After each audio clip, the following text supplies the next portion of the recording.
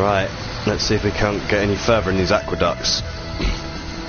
I did grind a little bit before starting the stream again, so hopefully that's made some bit of difference. Don't seem to have a lot of MP, which helps my situation. And I've made sure to get all the bonus battle bonuses as well, so that's cool. Now it's just a matter of keeping hold of them. I've already seen the cutscene that happens in this bit. Basically, it just tells you that the ground's frozen and you have to walk slowly, so that you don't end up smashing into the wall and then you're having to start from the start of the area. Getting knocked out on the map is a thing. Oh yeah, I've got to explore every inch and crony of the map to do explore percentage and stuff. Because the bunnies you get from this, or like the accessory bunny things, they can sell for a lot of money, because you only really need to have one of the two types that increase your movement speed. You don't need any more after that.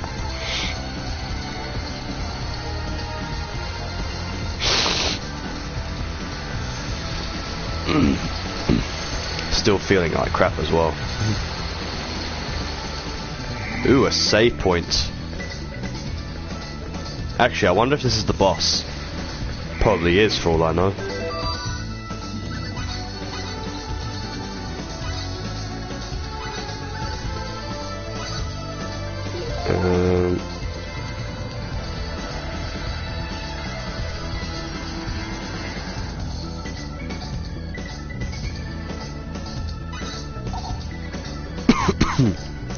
Just check everything's good as well.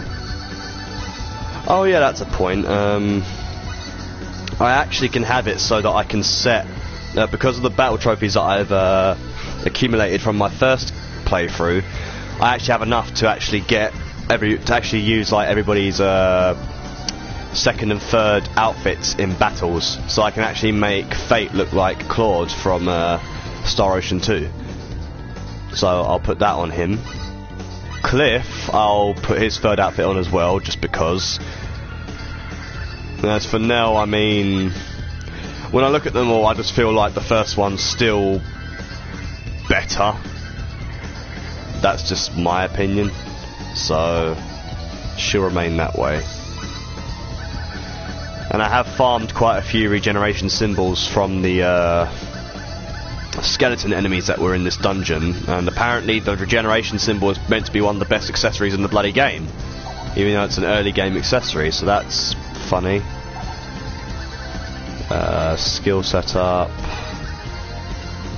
Well, I don't need more MP for Fate at the moment. And as for Nell, well, the only thing that's going to increase from here is her MP, so I'll do that.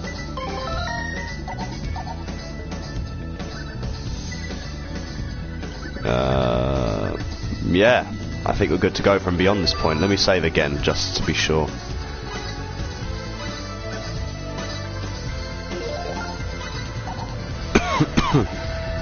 Right.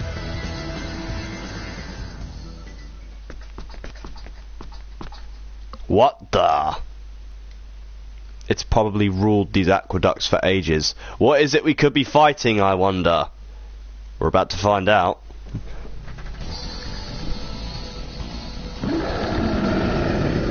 It's a giant crab.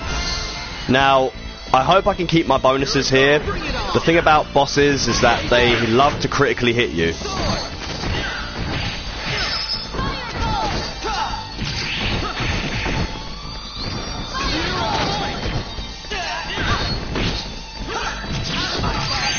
Oh. Well, there you go. That was easy. Blazing Sword is OP against creatures like this. And I actually managed to get the trophies that were associated with this boss thanks to that ability, so thank you, Blazing Sword. Defeat Giant Crab within 1 minute and defeat him without even taking damage. Obviously that counts for yourself, not for AI partners, because obviously Cliff got hit a few times, but yes, we got a couple of battle trophies out of that, that's cool.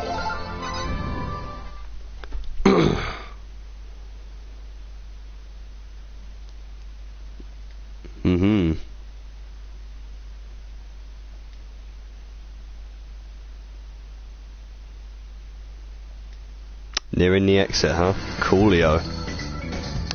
And more ice that we have to walk on, because if you run on this ice, it will break and you will fall, basically. And it'll just put you at the entrance of the room again. Tedious and annoying, but what can you do?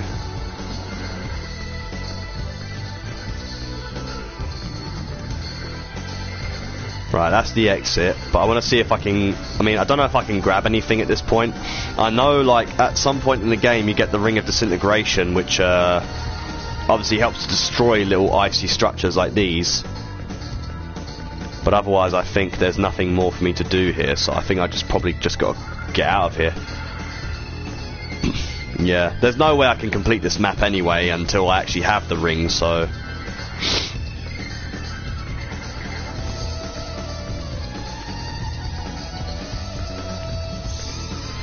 Out we go.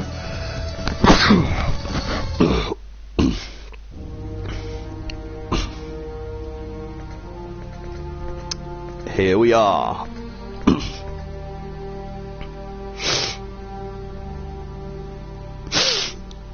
Come on out.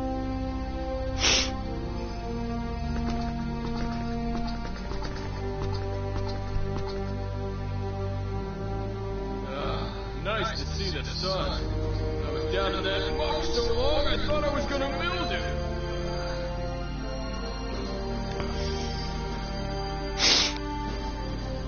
Thought it was gonna mildew, huh? About what you were saying. You were talking about technology. What exactly do you want us to do for you?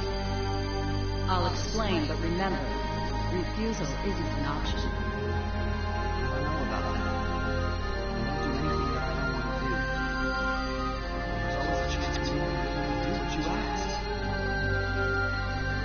I told you in the dungeons that I required your technology, did I not? Right. But what does that entail? Look, if this was going to be a problem, you should have asked me before you accepted my conditions. By agreeing to cooperate, even just to get out of the dungeon, you're bonded to me. Those were the conditions of your release, and I expect you to uphold them. Or are you planning on breaking your word? Look, you didn't even give us a real choice. You can live or you can die. That's called coercion, you know.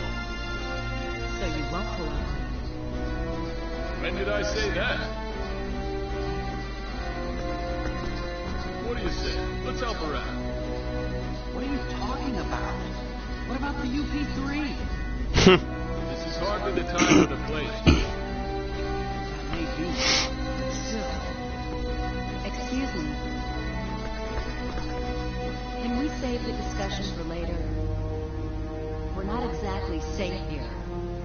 Of course, if you want to head back to the dungeon, be my guest. No thanks. All right, then be quiet and follow. I'll tell you everything when we get out of town.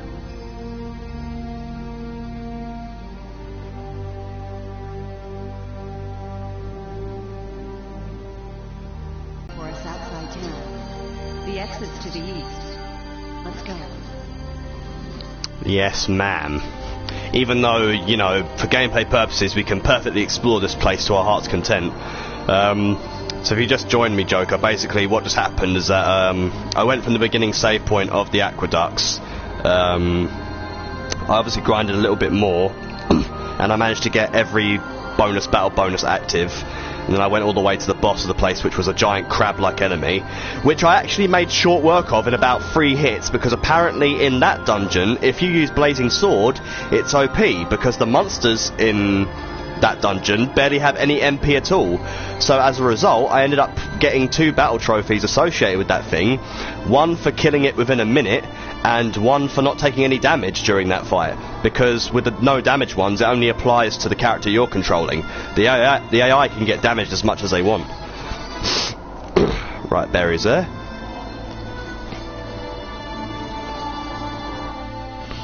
So that was actually a cinch. Oh right, this is a workshop. I can't really invent stuff yet, so that'll have to come later. I believe in order to invent stuff I need to meet Welch. Obviously I think that's a ways off yet. Now this guy's one of the characters that is one of the inventors you can recruit, but again, I need to visit Welch first. Private home.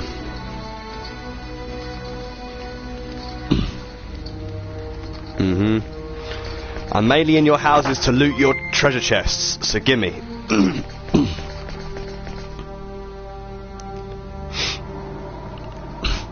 So yeah, on the map obviously, like, greens are obviously all either shops or workshops, and yellow is just general areas. Now, apparently, there was one step I forgot that I read over about becoming strong, but apparently, like, there's a weapon here in one of Eriglyph's stores that you should buy it when you have enough foal to do so. But I think it requires, like, having farmed a lot of foal either through battle or selling certain items, like the machine bunnies you get from exploring the map, or the idols you get from the gentleman. Oh Jesus, that is expensive.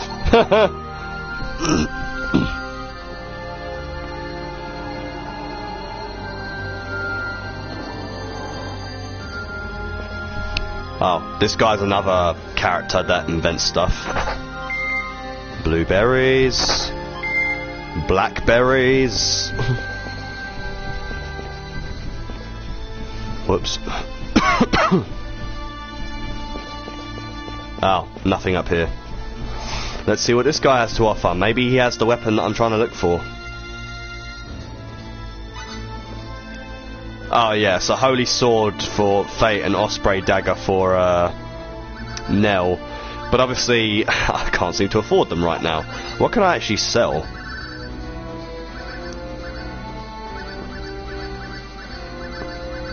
Nothing really. That's a shame. Oh wait, the prices are there. My bad. So that sells for 9,000, but if I get rid of that, then I'm going to lose my movement bonus, which I rather would not right now. So I'll just sell the idols I have and just leave it at that, I suppose.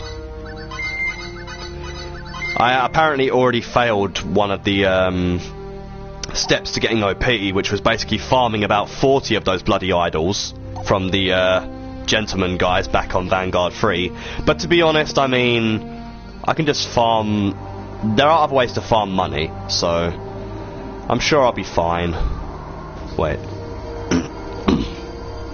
As long as I get that weapon, because I mean, one of the main things you have to do is, like, at some point you'll be able to make Orichalcum using certain inventor characters, and then you use the properties of that to basically upgrade the attack stat of the weapons, like, by basically a huge amount, to the point where it can be practically game breaking.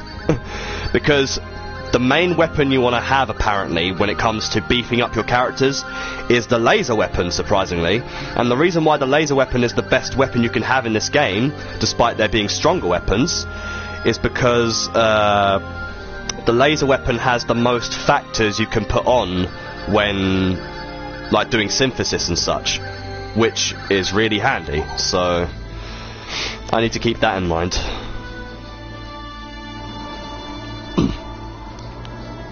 Yeah, not that your weapon actually becomes a laser like in bloody Star Ocean 4, but yeah. Ooh, chest. Cooking ingredients, that's a synthesis thing. So this is obviously an inn, which obviously we're not going to stay in, because we're meant to be getting out of the city. But first I want to loot the town of all its chests first, because I am a thief. Actually, no, I'm not a thief, I'm a treasure hunter. Yes, I missed this one earlier. Cooking ingredients again. Oh, nearly missed this one as well. Blueberries. The fresh sages aren't really common much, are they? Have I already been in here? Yeah. I mean, I could have bought a couple of fresh sages while I was in that shop, but to be honest, I don't really want to. I want to save my foal for the things that matter. Compounding elixirs, which is obviously for compounding.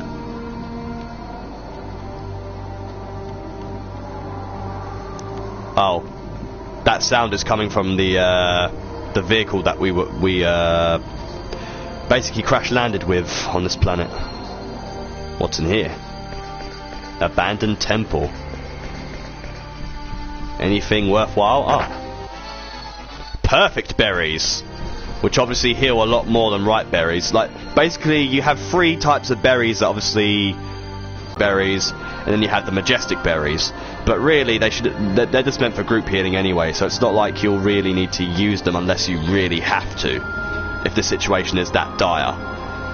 But I would rather save them for fights that kind of do need them.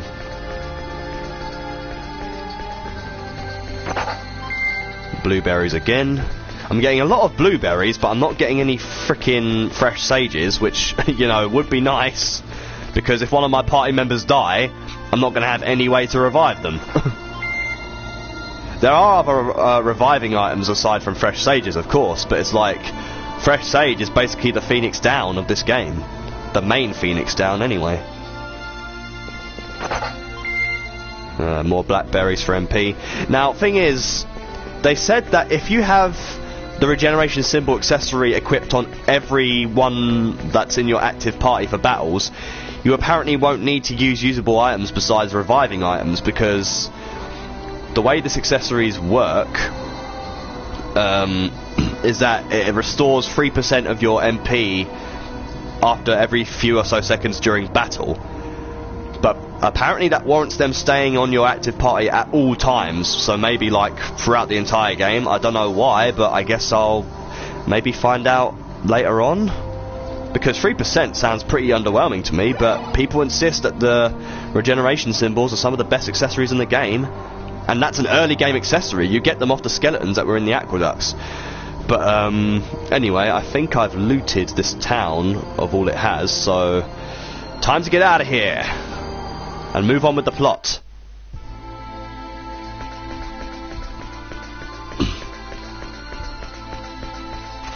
Hello, Tynaeve. Oh god, Tynaeve and Farlene. Now, Tynaeve, I don't mind, but fucking Farlene's voice. Ugh.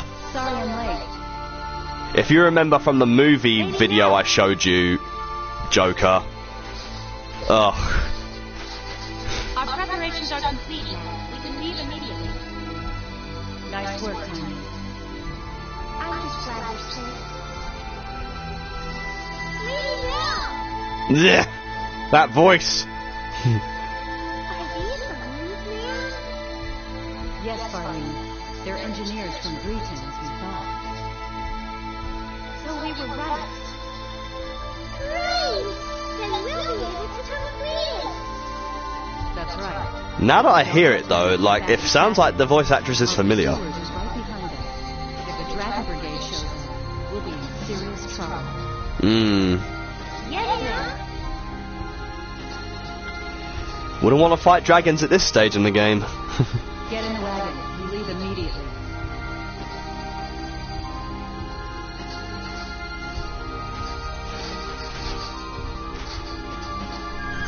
It's not that bad so far.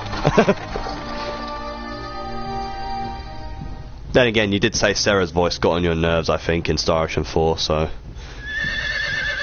At least I think you said that.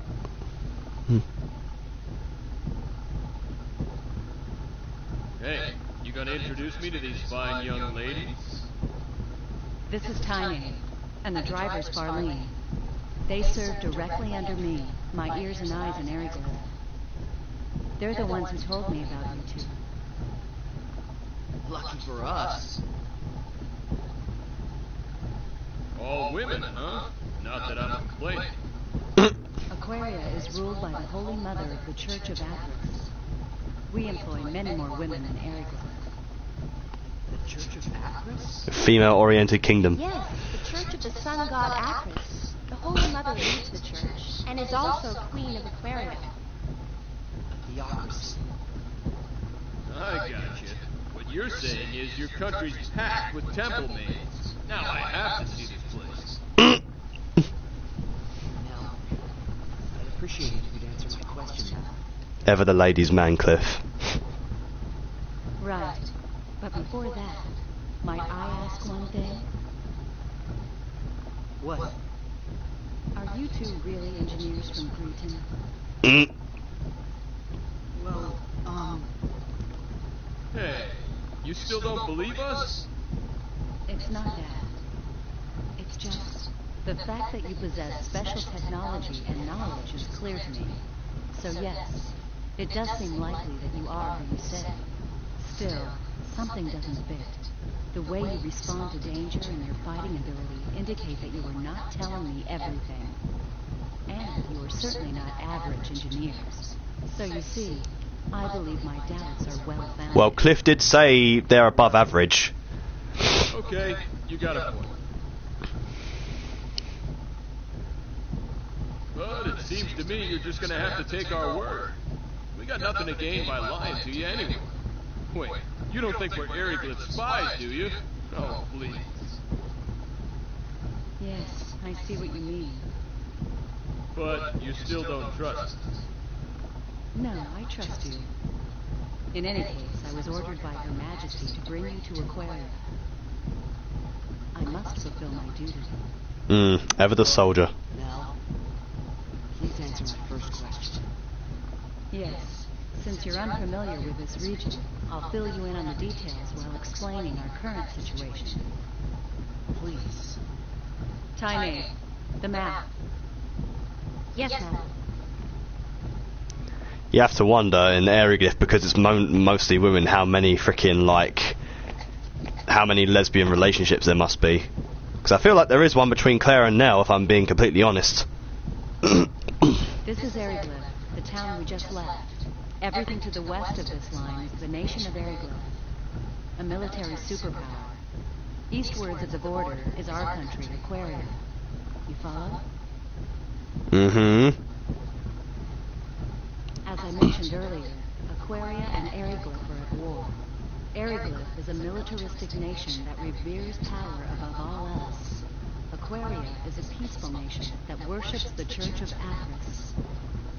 Aquaria and Aryglyph maintained friendly relations until several years ago. But one day, they invaded our territory without warning. Oh dear. It seems they've been planning their invasion for some time. Aryglyph is frigid land ringed by mountains. Food production has never been easy here, especially in winter. We believe they were after our land, fertile with the blessing of Athris. 'Tis what we call conquest. War of aggression, huh? Correct. There was no diplomacy, only outright military aggression. We resisted, but we were outmatched. Somehow we managed to hold them back, but the border town of Arius was laid to waste. Still, the war has not been completely one-sided. We may be lacking in military power, but we do have runology. Runology? Symbology. A secret art handed down by the followers of Athris. We inscribe special runes into our flesh that enable us to invoke normally impossible phenomena. Thus the name runology. Tattoos. I can't believe I've seen something like this before. Isn't that like symbology? Symbology. Right. That's what it reminded me of. Yeah. Symbology? Never mind that. Just continue. But what's stopping you from using runology to keep Aryglyph back? There are only a few of us that can use runology. Far too few to help us stand up to Aryglyph. Just have everyone carve runes into their flesh. Develop a weapon that makes use of runology. Problem It's solved. a man-made weapon that uses the special energy evoked by runology as a power source. The engineers have named that energy channeled force. Channel force? Correct. It's similar to lightning, but there are still a number of problems preventing us from completing the weapon. Power similar to lightning? Just when our research ground to a halt, Tymaeve and Farlene told me about you two. They also brought back a fragment of that thing that fell into Aryglyph. It was of great interest to our researchers. They said the fragment was of a material we could not identify, and that we should enlist your aid in our weapons development. And that's where I came in. So you're asking us to help develop a weapon that uses channeled force? Yes, that is correct. Hey, I bet we could use their power to make us a communicator. radio wave device, maybe. I don't really know much about this channel force, but my guess is it's electricity. And if we can make that, we're home free. But no, I can't do it. We can't help you. Didn't I say refusal wasn't an option? But you're talking about a weapon that will kill many people. I don't want to have any part of that. Plus, we don't have any time to spare. I understand your situation. You need to hurry to save your father, correct? Yes. You admit this is a personal problem, not one that concerns us. True, but Our country is in a state of war. Both the people of Aquarium and Ariglyph are dying, energy weapon or no. A quick end to this war will reduce the number of lives lost. That is why we need to complete our new weapon as soon as possible. This is starting to remind me of my old Earth history lessons. even so, World War. good enough reasons for me to build a weapon. So you're going back on your word? That's coercion. Call it what you will. I already told you back at the prison I could not let you live if you refused to cooperate. I don't have anything against you two, but my duty comes first. And I don't need to remind you that you can't help your father if you're dead. Cold. Wait a second. What do you think Ariglyph would do if we abandoned you here? We wouldn't help them either. I wonder if you'd sing the same song after their Inquisitioner had his fun with you. I would. I've already had a taste of it, believe me. Confident, aren't you? That he is. I do like Fate though. Even if he may not be the most popular protagonist of Star Ocean. Bent out of shape. And you, chill out. But No buts, kid. Nothing good comes of acting hastily. We have no other choice. Frankly, the war with Ariglyph will escalate unless something is done soon. If we could only complete the new weapon, the situation would shift in our favor. If that means we must force uncooperative people into submission, then so be it. is that a teaching of Avarice? Of course not. The sun god Avarice and our queen would never wish such things. Yet if we do not act, they will find themselves lacking for followers. Would you rather we submit to their swords like lambs to a slaughter? That's not what I mean. But that is what you are saying. You're just twisting my... Oh Huh? What is it, Farlene? We got companies. no! We have company! Haha, see? The Dragon Brigade! Of course. They've caught up with us? Damn, we were so close to Kurlsop, too. What are you gonna do? Fight? Lady Nell, What is it, Tane? it would be best for you to slip off and find shelter in the rocks. We'll lure them away. That's too risky. Don't worry. We'll be fine. We've lost their kind before.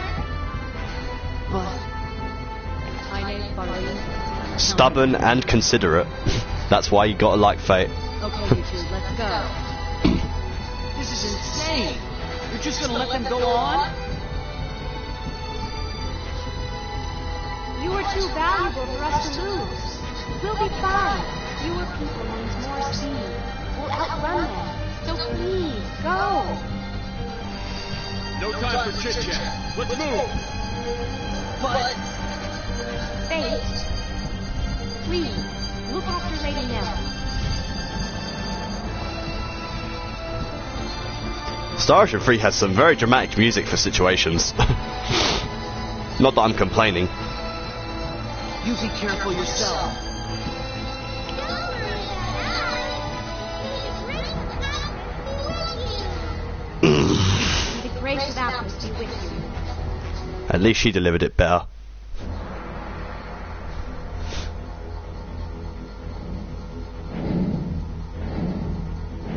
The Dragon Brigade. I fear they show up soon. It shows how important you are to them. That's the Dragon Brigade? Correct. They're one of Aragorn's 3 military branches. Knights running powerful air defense. Not to be trifled with. Time to go. While time may distract them, we can go through Crowside and enter Aquaria territory. Wait a moment. I haven't agreed to cooperate with you yet. And we can't leave them here. There's no way they'll be able to escape with those Dragon Knights chasing them. Yes, there's an extremely good chance they'll be caught. But there's nothing we can do about it. What? They knew the dangers of their mission in the Pacific.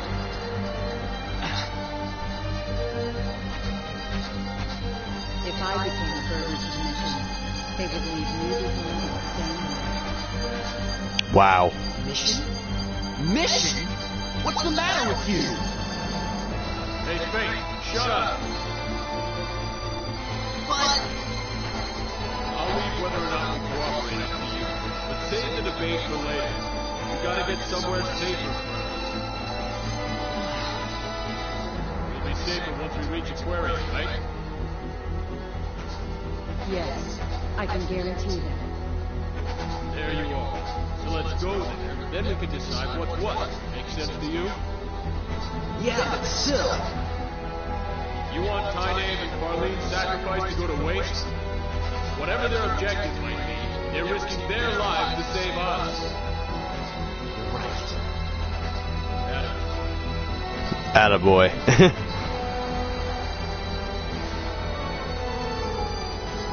Let's go. Righty. One thing I wanted to mention as well, since I don't think you were around when I mentioned it before, is that because of the amount of battle trophies I do have, it's allowed me to access the second and third looks for all the characters. So in this instance, I've put the one Fate has where he looks like Claude on. For Cliff, I have this one, which is his third outfit, because I prefer it to his second one, where he just becomes that. And for now, I just kept her on default because I don't really like the look of the other ones by comparison. I'm sure you'll agree. So I'll just keep her as a maroon redhead. But at least Fate gets to look like someone else. But to be fair, this only applies to battles. It doesn't apply to exploration or anything like that. It's purely just a battle skin. But it's cool either way. Now, this was one of the maps that I had to try and get, I think it will give me the bunny that actually slows my movement speed in battles down, but that one can just be sold. I'll try fighting some random enemies too, just to see how it turns out. Ouch.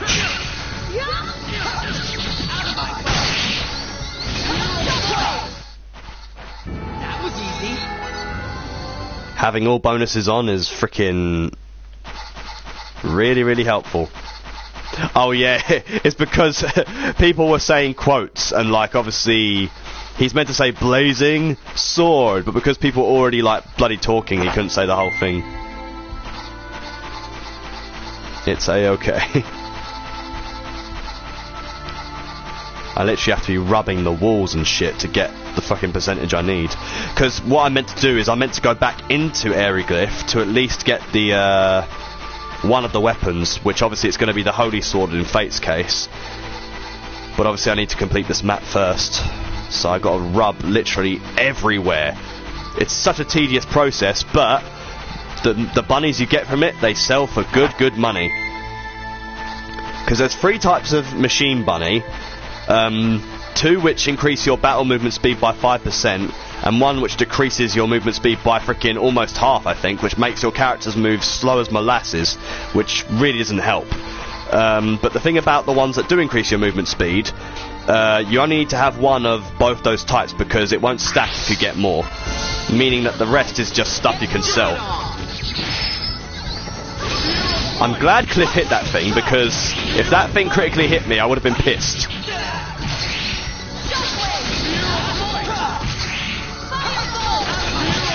Because critical hits happen all too commonly in this game.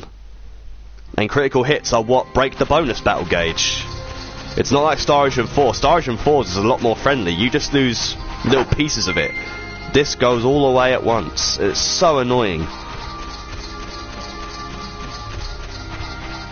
I don't mind, like, all the other bonuses, but it's the triple XP bonus I'm looking for the most. But whenever you get the bonus battle gauge filled, it's always random as to what bonuses will appear in what order. So, for all you know, you could be getting the triple XP bonus as the last one, which, you know, is not really the preferred outcome. Because more XP means more leveling up, which means better stats, which means easier fights. And it sounds like I'm going to need easier fights for frickin' this difficulty level. Now, when we approach... At this point in the story, if we approach Aeroglyph, these soldiers will be waiting out the front. But they are highly dangerous. Like, even on the, I think it was the Galaxy difficulty level, which is the normal mode, because I was, like, still early in the game, these guys actually caused a lot of damage from my party, and they weren't actually worth the risk, so I'm going to have to try and explore the map without these guys touching me, because if they touch me, I'm going to be forced to escape. And escaping will break my bonus battle gauge as well, which will suck, but... well, there you go. I'm not well, actually... You know what, I'll experiment a bit. Fuck it. There's only 2 of them. If there was more, then I would be inclined to actually run.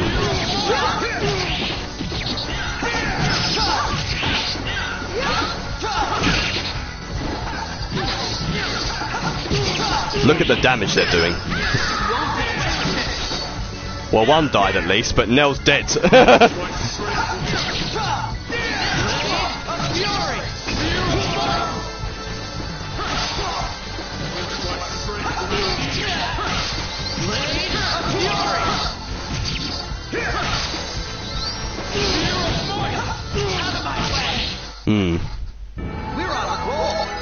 See, they gave a chunk of XP, but it really wasn't worth it.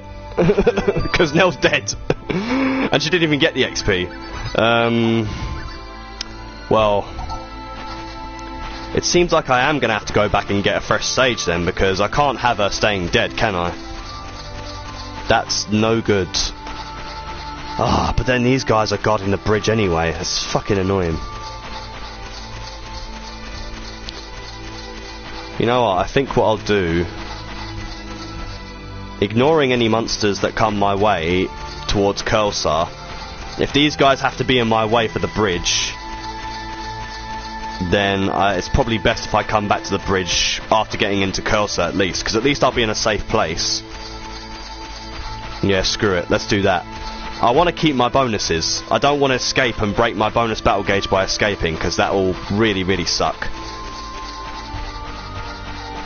135 XP was nice, but it really wasn't worth the damage I had to take, because those guys are not really meant to fight. Not yet, anyway. But you understand. I mean, I need to get my guys strong so they can actually have a chance in this damn difficulty level. So I'm going to have to avoid confrontation with all the other monsters, because I don't really want to fight with just 2 people alive. You need all the people you can get in this game. Fuck you, Wasp.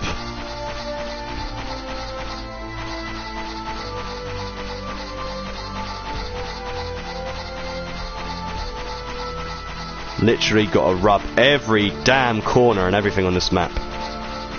I'll try going this way now. It will be worth it in the end though. I will say as well, the exploration music, or like at least the areas like in between towns, like the exploration music is decent as well. It's obviously not on Valkyrie Profiles level, but it's still decent.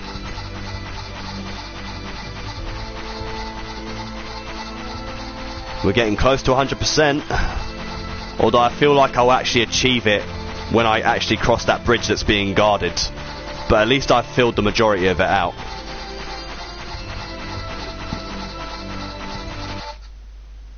Oh yeah, it gets cut short anyway because a cutscene happens when we approach Cursor. Oh, game over, Theme. Oh boy. What's wrong with Fate? What's wrong?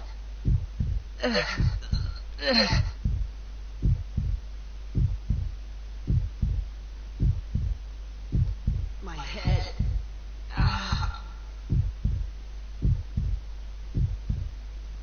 Are you sure you're all right? I just felt dizzy there for a minute. We'll be in Kurosawa soon. Can you make it that far?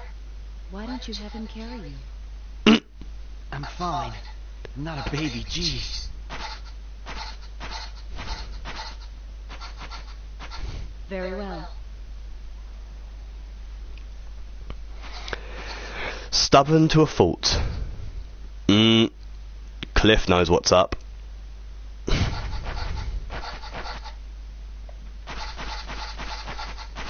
Right, back to getting the map filled out.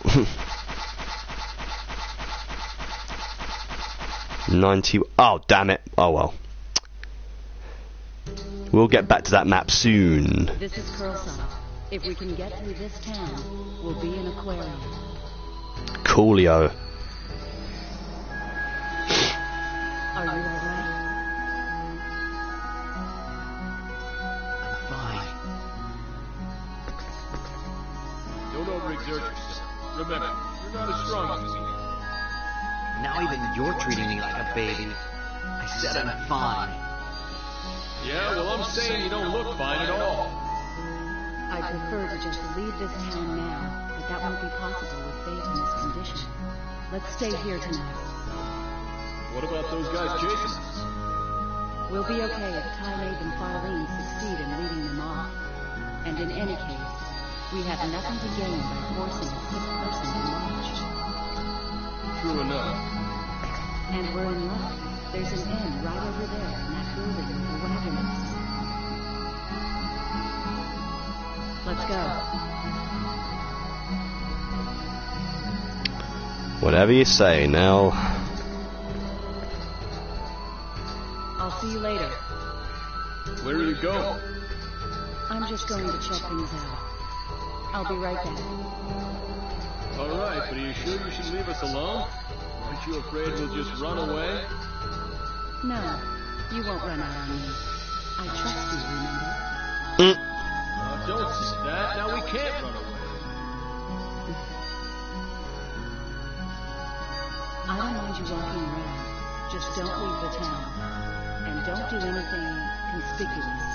We're still in Ariglyph territory. There's no telling where the enemy will be. Oh, so we can't leave the town unless we actually have to leave the town.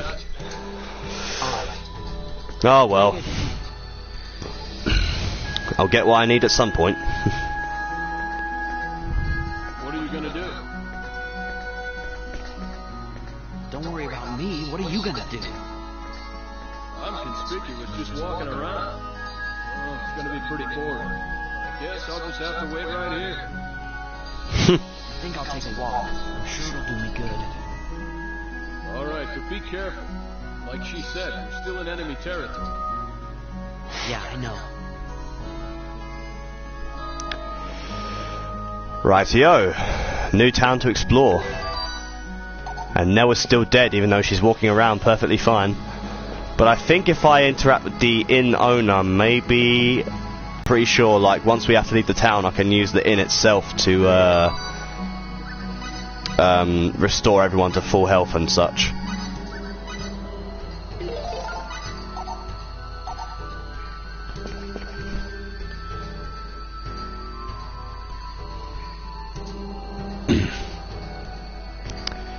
Now, Kurosawa, I would say, is one of the main towns, purely for the reason that it's one of the places you go to access a post-game dungeon, namely the Maze of Tribulations. So I always find myself coming back to this town every now and then, even though it's not really got like anything else other than that to offer.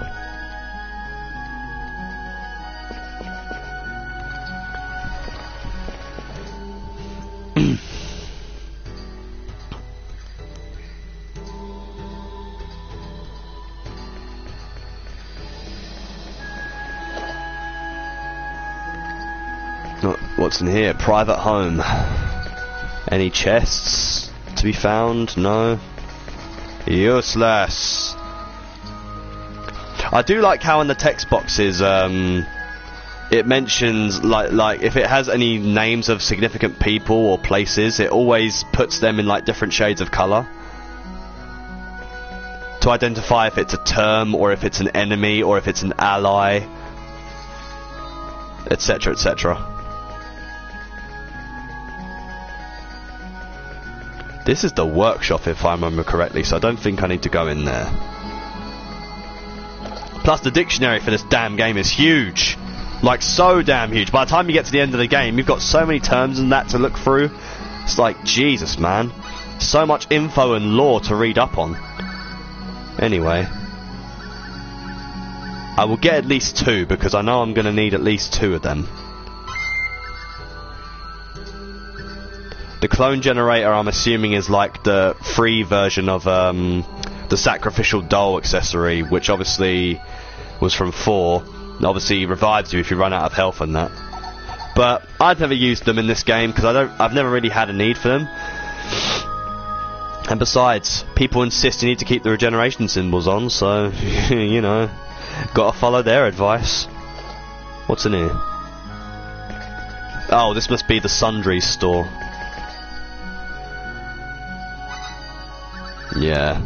Steamed bun. Whoops. Oh yeah, you can press triangle to look at the model. Look at that! 3D food models! Looks delish! Anyway. Well, I don't really need to buy any of this, because I can just get more of this while I'm out exploring.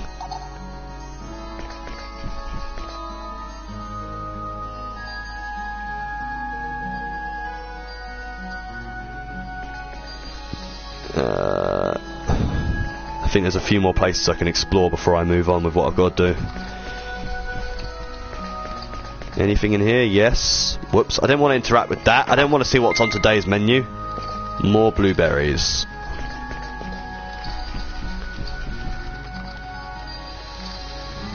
Wait, what? So what'll it be, kid? Don't give me some tired old line like a glass of milk, please. I don't know why, but it feels like that's a reference to, it feels like that's a reference to Yu-Gi-Oh! 5Ds. If you remember when we watched it on Watch Together Joker, where Yusei goes into that bar and he's like, I'll have some milk. Okay, maybe it's not word for word the same, but it sounds similar. Wait, I've been in here already. Shit.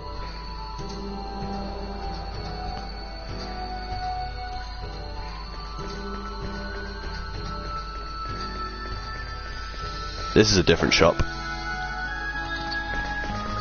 I believe this is the weapons and armor shop for this town, but actually, you know what? Because they're so damn cheap, I may as well get them just for now, just to tide me over.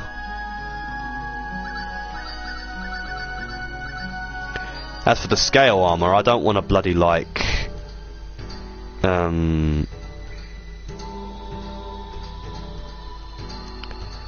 oh yeah, you've got a point. Maybe it was foreshadowing. I don't really want to buy the scale armor just yet, just out of concern that I won't have enough money for the holy sword. Because I really want that weapon. But I'll buy these things just for now. Even if it will raise my stats just by a tiny amount.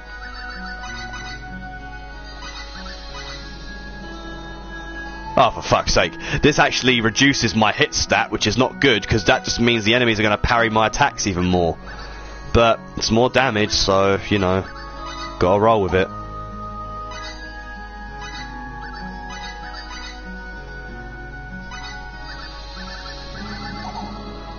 I mean, they can't parry attacks if you're hitting them from the back anyway, so...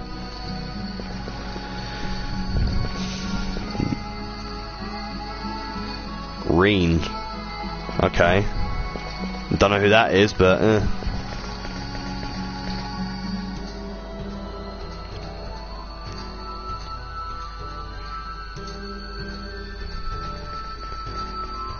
I'll visit the home opposite. Also have to realise as well, there's a bunch of chests out on the street as well I need to look through. Ooh, 1,400 foal, why thank you very much. Maybe now that I have that, maybe I do have an excuse to get that scale armor now. So back into the shop I go.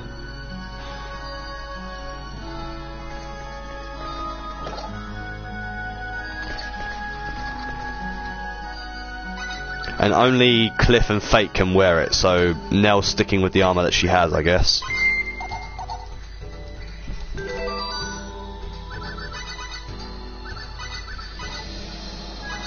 Raise his defense by just a little bit, but every little helps.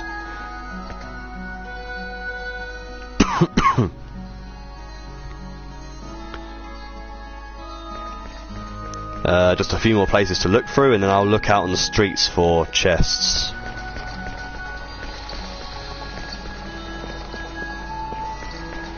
Nothing in here.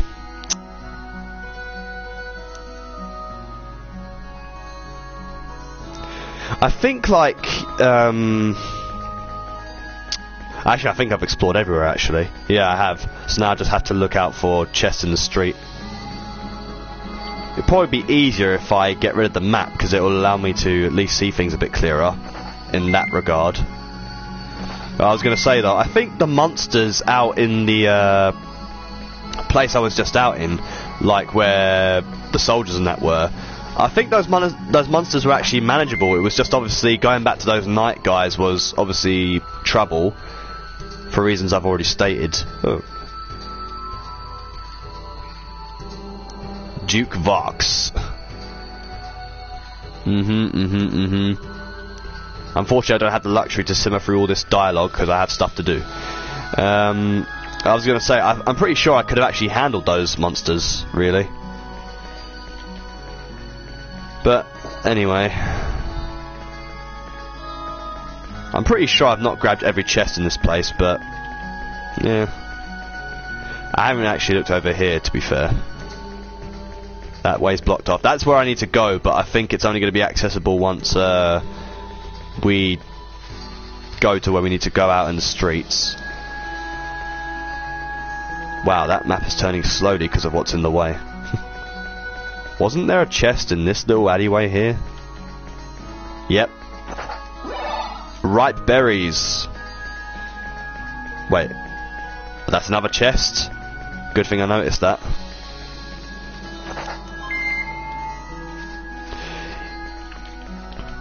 I usually prefer to have the full map in the middle of the screen just so I know where it is that I'm going, rather than having the little map. Right, this is where I need to be. Could that be? It is her. her. Who's she speaking to, I wonder? Maybe an agent?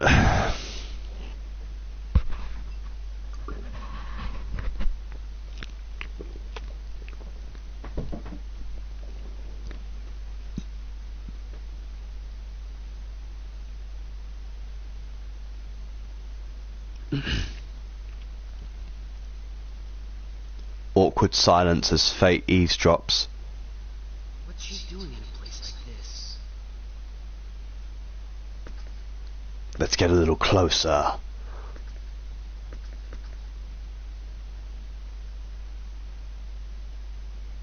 According to our latest information.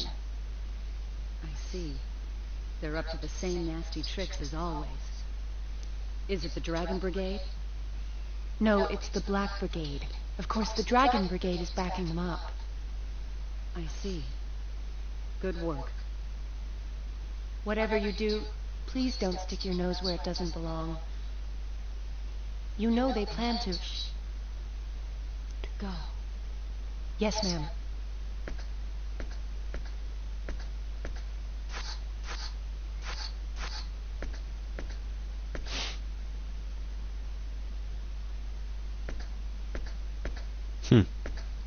Yeah, nothing went wrong. I think it was just meant to represent that Fate couldn't hear them. What are you doing out here? Until he got closer. Nothing really. I was passing by and saw you, so... Who was that? She works for me, gathering intelligence here in Curacao. I was just checking up on her. Is something the matter? You looked pretty grim. Nothing unexpected. I found out our pursuers are getting close to this town. That's it? Yes. Why? We'll leave first thing in the morning. We can't afford to waste any time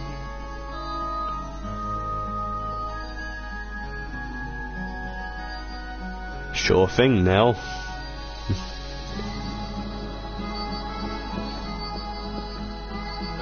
There you are. Huh? You two were together? I ran into her at the entrance. You two are together? I see.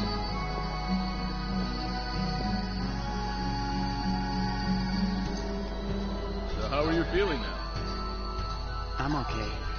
It must have just been the fatigue catching up with me. Right. Well, hope that's all. Sorry to worry you guys. Well, as long as you're okay, don't sweat it. It'll be night soon.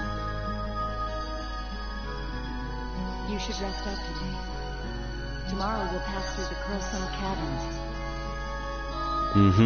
Our next dungeon. Curlsaw Caverns. Mine shafts to the north of town. We'll go through there to Arius. Of course, it'd be faster to go through the wilderness to the east, but we can't be sure that they aren't waiting to ambush us as we go that way. And the Curlsaw Caverns are safe? Well, at least we can be sure there are no Eriglyph soldiers to worry about. Spit it out. What's dangerous about the mine shafts? Well, Straight to the point. a number of monsters have taken up residence there. I'm not saying it's 100% safe. So now that everyone knows the plan, let's get some sleep. We leave early. All right. Okay.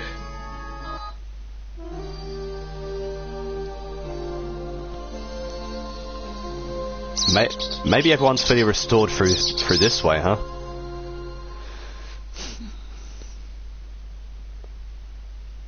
Nell, can I ask you something? What? Do you think Tynave and Farlene got away okay? They'll be fine. Those girls can fend for themselves. They're trained for these eventualities. I hope you're right.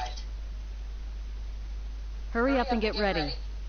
Our pursuers are not far away. Yeah.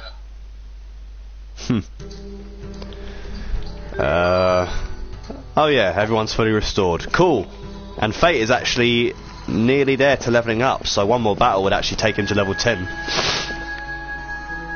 There is one thing someone mentioned as well regarding a certain battle skill of Fate's. So apparently, once you unlock Sidekick for Fate, if you assign it to his short-range minor and short-range major attack buttons, if you keep cancelling between the two, while it does keep sacrificing heaps and heaps of health for him, the damage it does is actually apparently very immense. And the same goes for Cliff's Hammer of Might. They think that skill is broken as well. But of course I'm not controlling Cliff, so... But anyway, back to getting the map filled out, because I still need the damn bunny.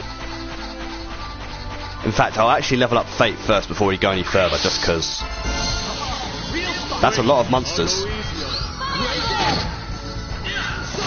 Thankfully, Blazing Sword will kill them all.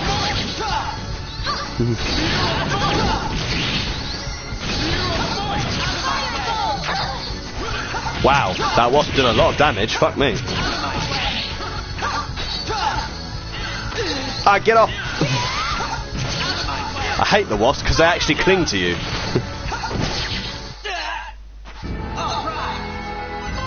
think I'm getting the hang of this. Standby healing, huh? I believe that's a support skill, so that if I think if you stand still, you heal a little bit of health. Heals HP gradually as the character rests. I mean, wouldn't hurt to have that on, I guess. Yeah, why not? As for status, I should really put points into his attack because he needs to do more damage, as he's the one I'm mainly controlling in this game. Because you know me, I always prefer controlling the protagonist.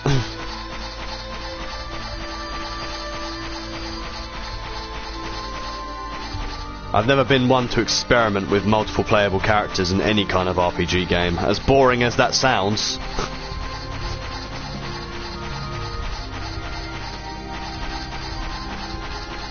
I know that you've probably like controlled a bit of Fate and a bit of Cliff here and there, so I don't know if you'll control pretty much everybody at some point.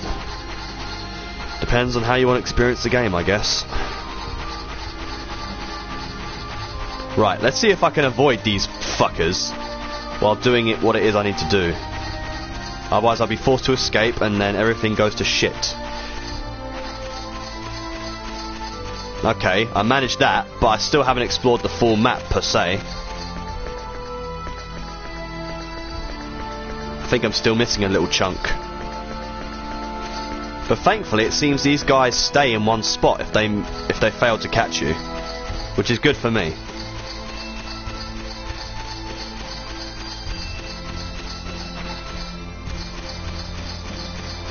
Still missing a little bit, but that's only because that guy is fucking patrolling that area, which isn't good.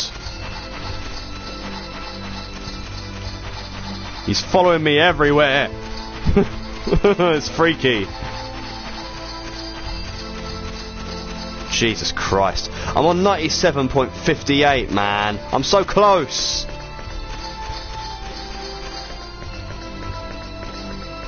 Oh, how much more? Jeez. I'm so close to getting the bunny I need so I can sell it.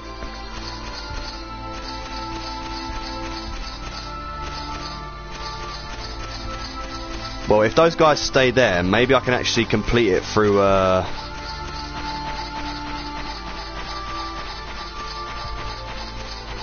maybe I'm missing just a small corner. It's so dangerous doing it near these guys.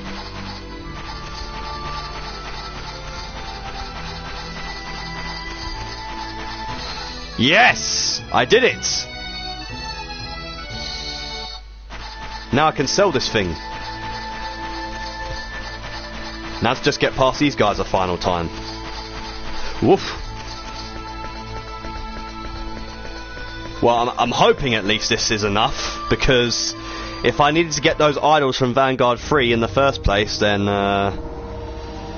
we're in a bit of trouble there in that regard. I think it was this shot, wasn't it?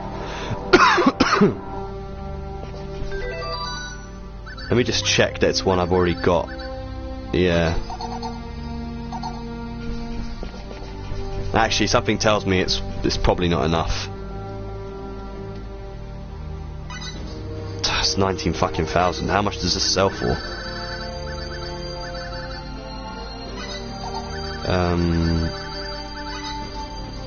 Only 9,000. So I guess the idols were necessary. I mean, I could sell them both in case I got another 1 to 144 scale bunny, but I don't know whenever that time would be.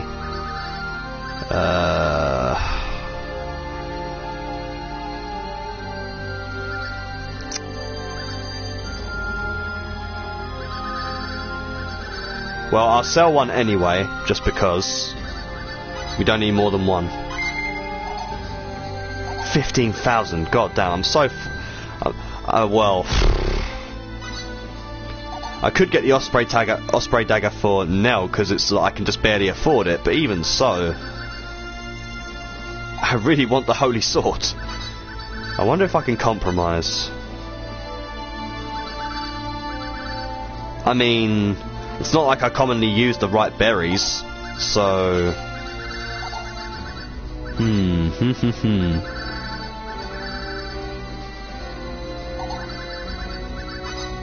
I could sell these. I don't need the jewels, because I don't really use the jewels for, like, hiding myself on the map or showing where all the enemies are, so I can sell these for a start.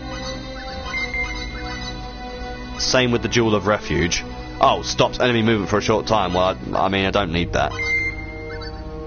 Mighty Gauntlets, because it's weaker. I don't... well, actually, I'll keep it just in case for something. Learn common attacks in... Oh, it's a skill thing. Keep that. Keep that as well, that's important. I just need a little more. Well, I'd say I'm confident, so how much more do I need? 19,600, so I need basically 2,000 more. So if I sold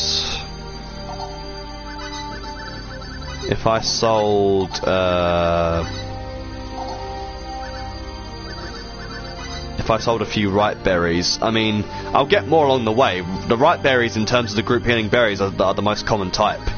And it's not like I ever really tend to use them that much.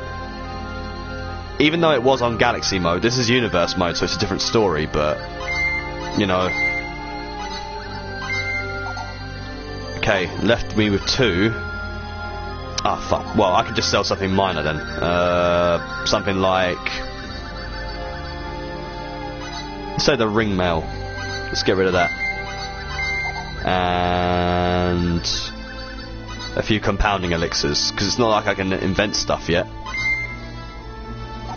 Think I can afford it now? Yes. Whoops. I hope the guys who are saying all these tips about getting stronger are saying the truth, because, you know, this better be fucking worth the trouble. Holy Jesus! Look at that attack increase! Okay, maybe they weren't exaggerating. And it improves my hit stat as well. Well, there you go then. First step to becoming a powerhouse. Well, now things just got a bit easier for me. Maybe not so much for Cliff and Nell, but for Fate it definitely did. Now, the Osprey Dagger is meant to be Nell's equivalent, and the Damask Gauntlet is meant to obviously be Cliff's, but Cliff's is way more expensive. So, that's going to have to come later. But damn, like 90 odd attack to 280, that's a big increase. That's really, really going to help me. And I think that applies to MP damage as well, because I mean it all comes under the same thing. I won't bother with any of the monsters out here because they won't give decent XP. I think the monsters in the mines will at least yield some worthwhile XP. I know of one enemy type that does anyway.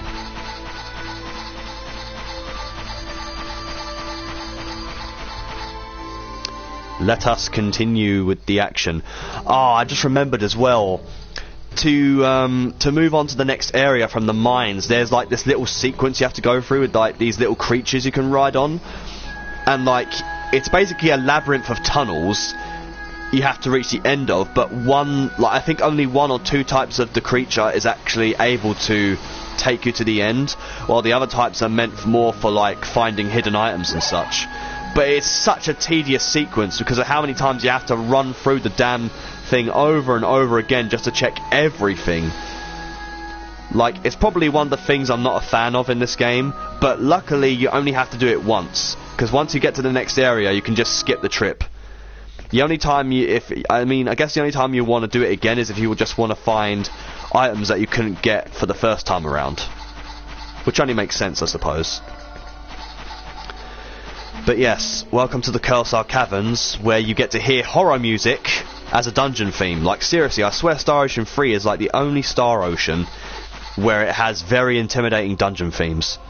Aside from the cool sounding ones as well. Like, seriously, this sounds like it belongs in a horror game.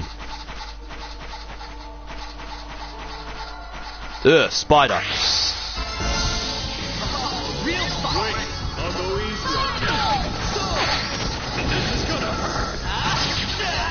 Wow, that's a lot of damage. Ow! Fuck off! Stop hitting me with webs!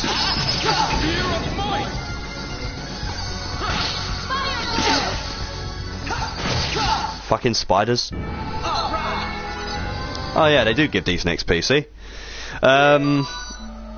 The reason why I was moving slow there is because those fin spider looking things do have a unique attack where if they hit you with that web you'll be slowed. But it doesn't count as like an official status effect.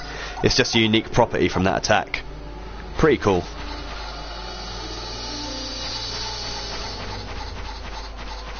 Oh, this just leads back into this place. But obviously I don't have the Ring of Disintegration, so I can't get rid of any of these rocks that are in my way. The Ring of Disintegration you don't get until much later. Here we go, guys. Get moving. I'll go easy on God damn it. Ow, that actually hit me, Jesus.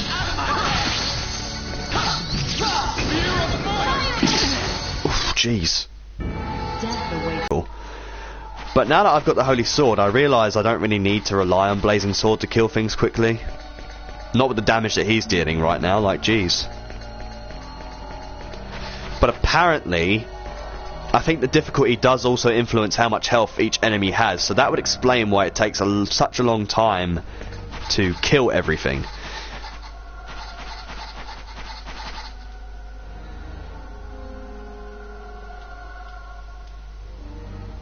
Alright, so this is the thing you do to get to the other area.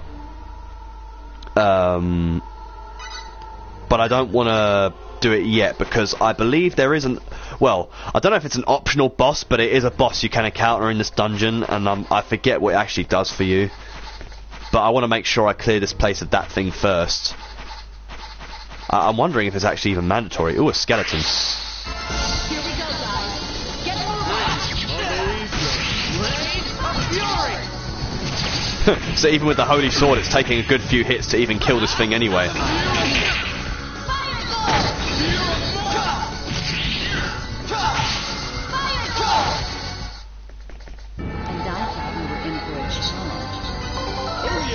Aha! Now Cliff has Hammer of Might. So I'll make sure to put that on him, since that's apparently meant to be one of his best skills. So goodbye Sphere of Might, don't need you anymore.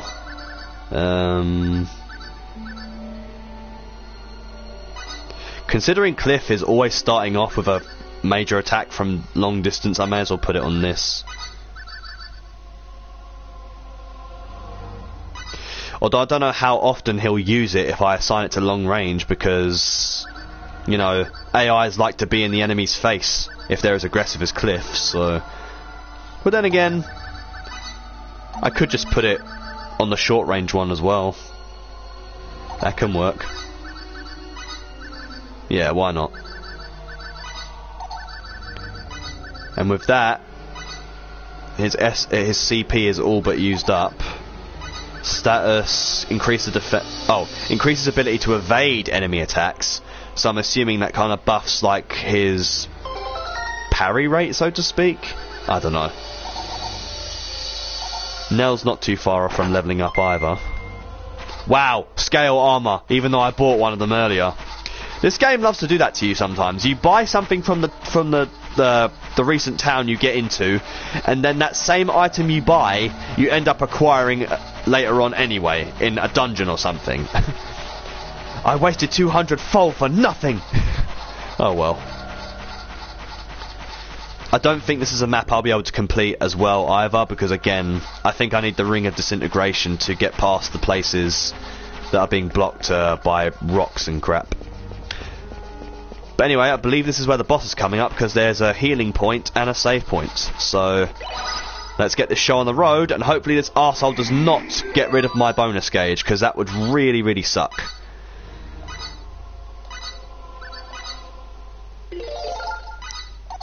Then again, I know exactly what this boss is, and this boss does tend to hit me from time to time, because he does have a large hurt box, or hit box, whatever you call it.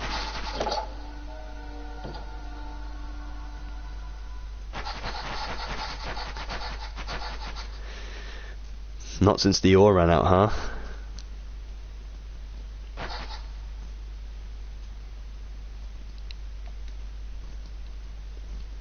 Cave-ins, huh?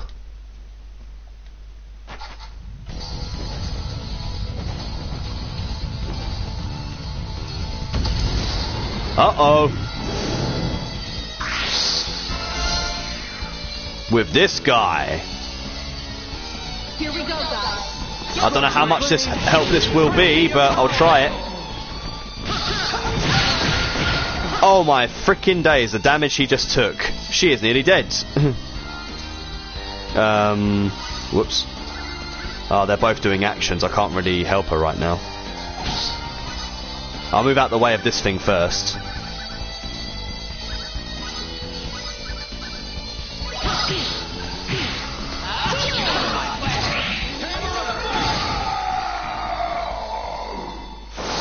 That Seriously? 2 hits? I guess it didn't have MP to spare then. Huh. Well, it's a good thing anyway, because Nell's health plummeted like Jesus Christ. Then again, Earthglaive does hurt when used by that kind of monster. At least no one died, which is a very, very good thing.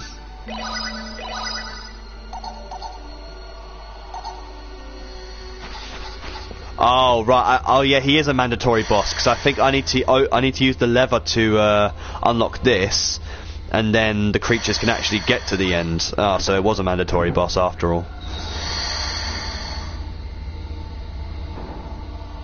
Rightio.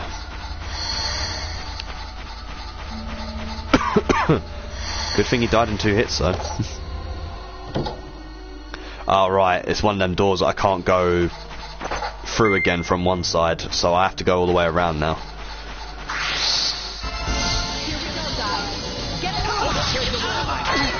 Piss off. Ouch. One thing I do like about the cavern battlefields is that, wow, see? Hammer of Might putting in work. But as I was saying, one thing I do like about the cavern-based battlegrounds is that it does have random boulders flying in, causing damage to enemies and allies alike. I like the stage interactivity.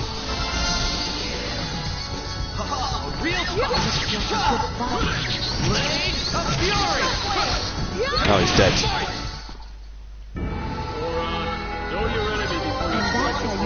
Yes, finally. Now Nell can actually use Ice Needles. And Shadow Wave, of course. Ice Needles being useful because it can freeze enemies, and frozen enemies die in 1 hit, as we both know.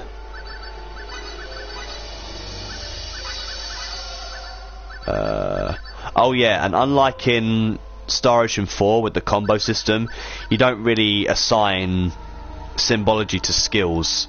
You just select the spell from the symbology menu all the time. Because obviously it's not a combo thing in this game. Get rid of Shockwave because I don't need that. Shadow Wave will be fine because it knocks down enemies.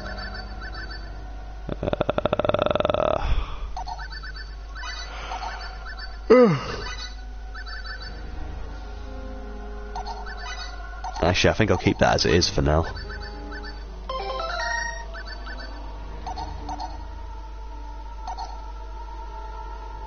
Right, let's move on.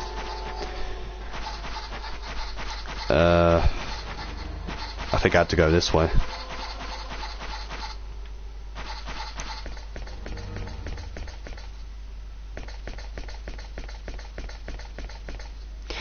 Right, now that we're here,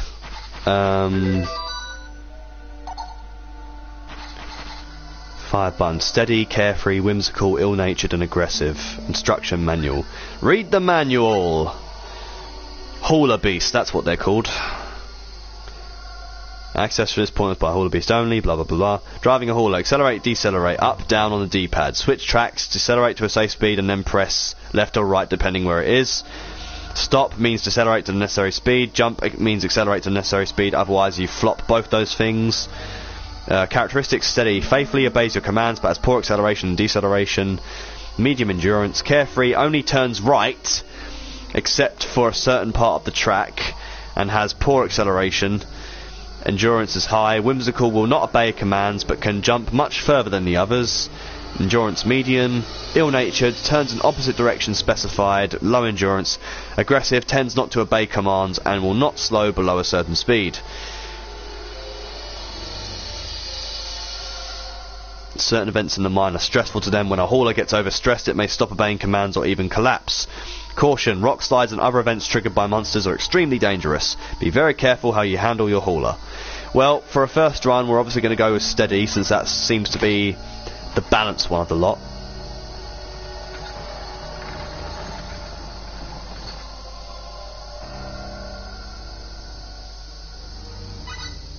Right.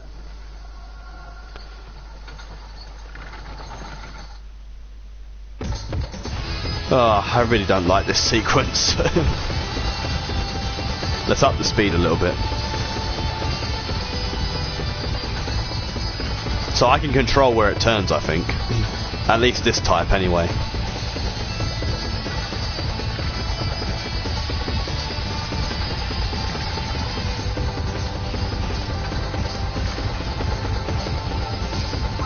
Oh, stop. Okay. Whoa! Hello. Fine, I'll fight you then.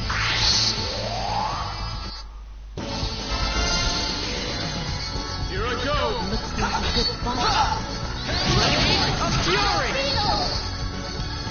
Ice needles!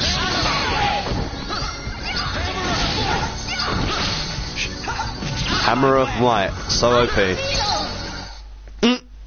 What goes around comes around. But yeah, you can make stops off at anywhere that you can and then just check that for items and then go back to the Hauler Beast, I guess.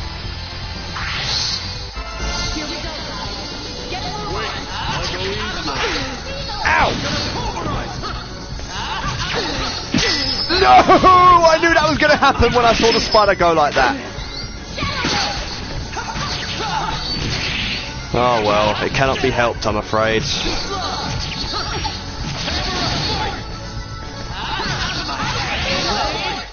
To be fair, it was kind of my fault, because if I ever have a fear that I'm going to get hit, I can just switch to another character and avoid that, but I just didn't have the reactions for it.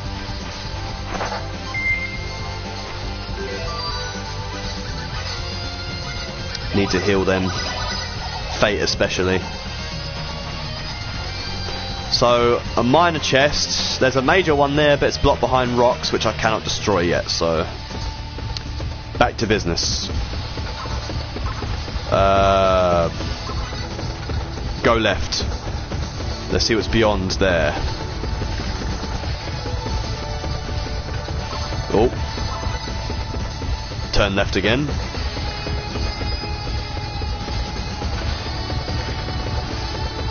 Where's this gonna... Oh! Goddamn rocks. Oh shit. Jump!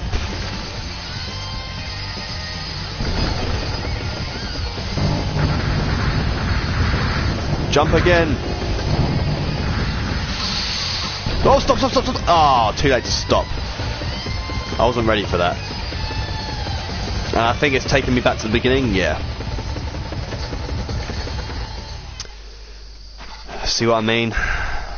But this is necessary if we want to explore places. Let's go with steady again. So many routes to explore.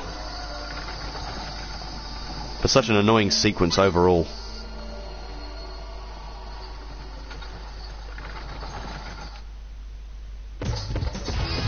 Speed up. I guess I can only control the direction when it tells me to. Right, we'll go left again, but this time we'll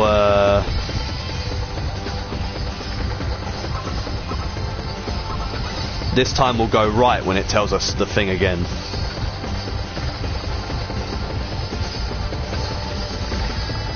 Whoa.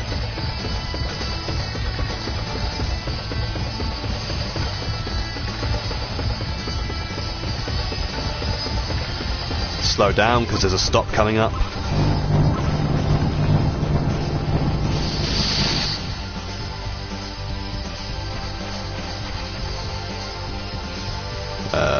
Monsters here, I suppose. Oh, hello. Here I go!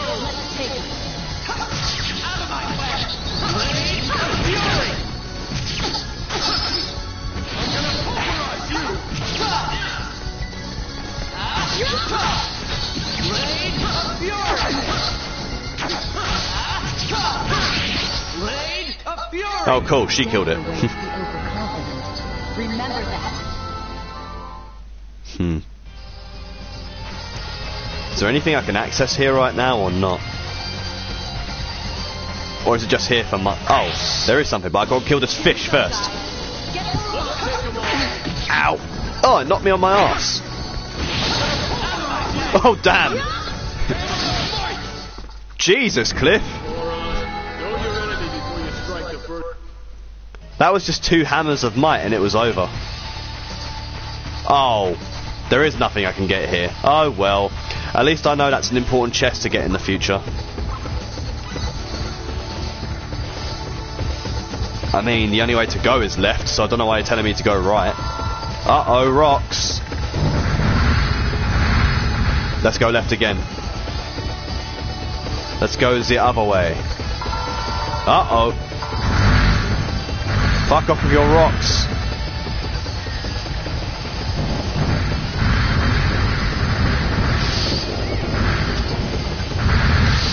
What? Left, left, left, left, left. I think this takes me where I need to go. Yes!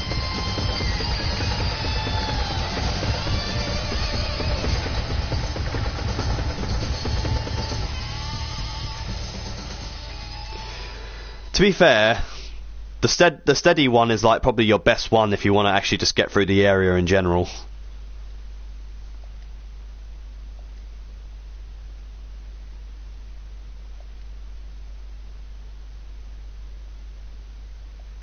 But yeah, if you ever need a reference for like how to get through the area, you know where to look back on, Joker. Just so you don't get lost, of course. Luckily, I only had to go back to the beginning once. This was actually the second trip we made, and we made it out. Gregory von der Mine III. Gregory.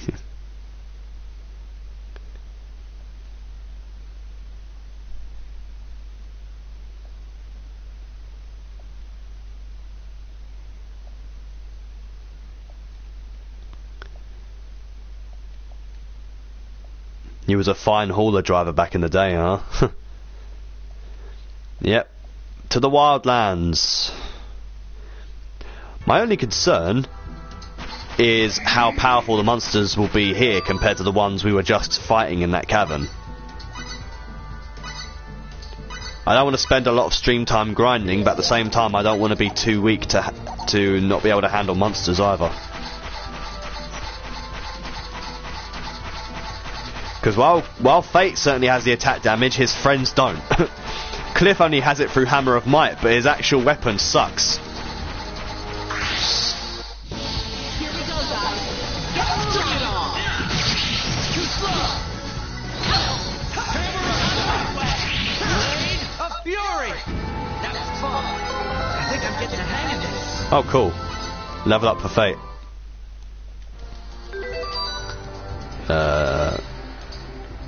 What was that critical hit HP thing? Oh, chance of dealing a major blow to him is I mean, I don't need that. I should have raised his MP actually, but whatever. Nell's obviously like the most fragile one, which isn't a surprise. She's not bulky like Cliff, and she's not as fast in movement speed as Fate is, which is funny considering, you know, what her fighting style's meant to be. But Fate is actually the fastest character in this game in terms of battle movement. Which is why he's usually one of the most ideal characters to play if you want to avoid attacks.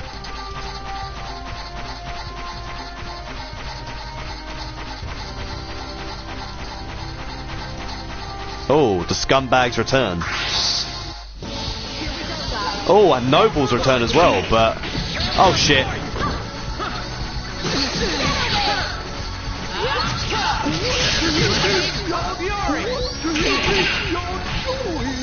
So we're starting to get enemies now that will actually punish you for using minor attacks when their fury is full. So something to keep in mind.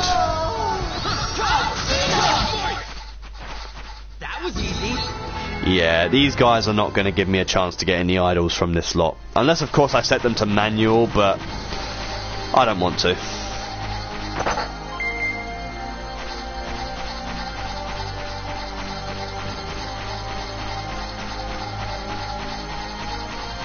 What I do want is to get the bonus battle gauge back up again. Here we go, guys. Get a move on. Let's take them on.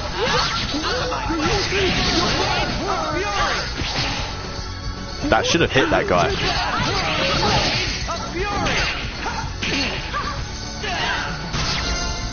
Oh, okay, I get double fall first. That's fine, I guess.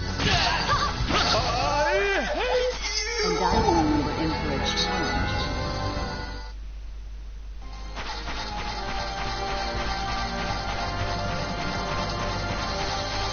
Gotta explore the map as usual. Every bunny to sell helps.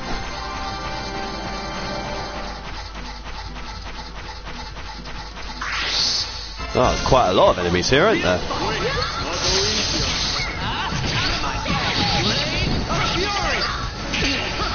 Oh fuck, that's not good.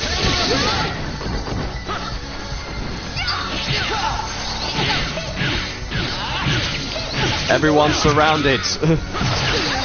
Ouch. That was fun. Well, at least I didn't lose the bonus battle gauge.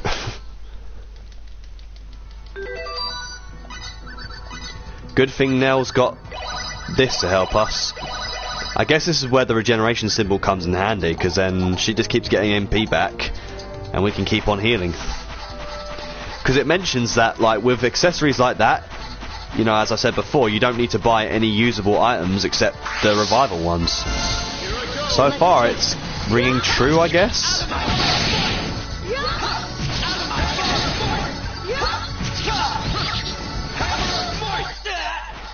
Too late for regret. Oh, I didn't even... I did it too early that we missed his level up quote. Oh well. Damn, AI Cliff uses Hammer of Might quite often, huh? Here we go, guys. Get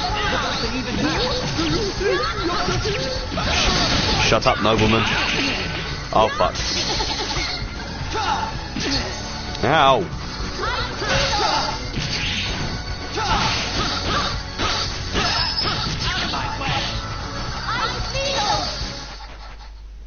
Death awaits the overconfident. Remember that. I'm sure I will remember that, Nell. Even though you're telling me over 1,000 times.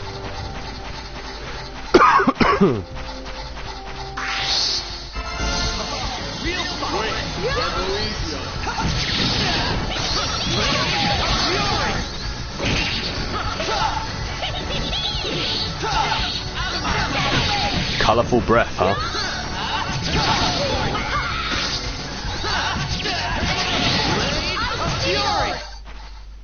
That was fun. Wonder when I'm gonna get sidekick for Fate. Because that's the skill that's meant to be fucking, like, broken as shit. Damn! Her MP just came back just like that? Damn, they weren't kidding. It was only like 220 when I used symbolic healing to heal everybody, and now it was like, it was nearly back to full. God damn.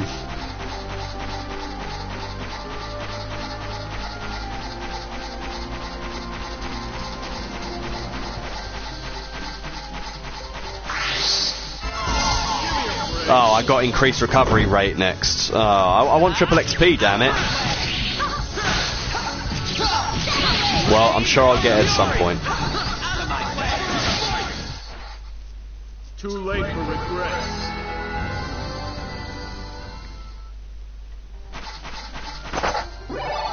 Crafting materials for crafting.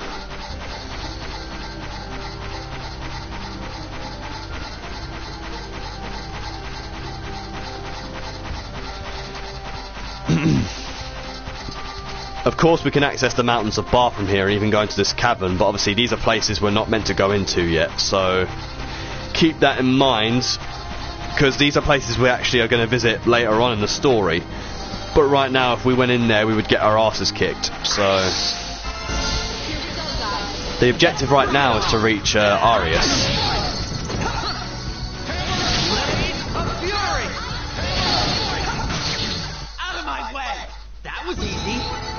Ooh, got a fire crystal from that. Probably something that can be used in synthesis later on.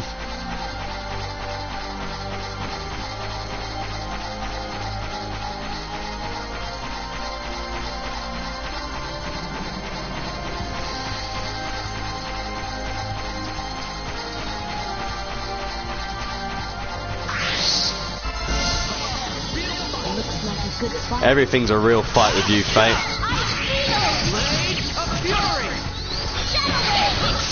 Do not hit me.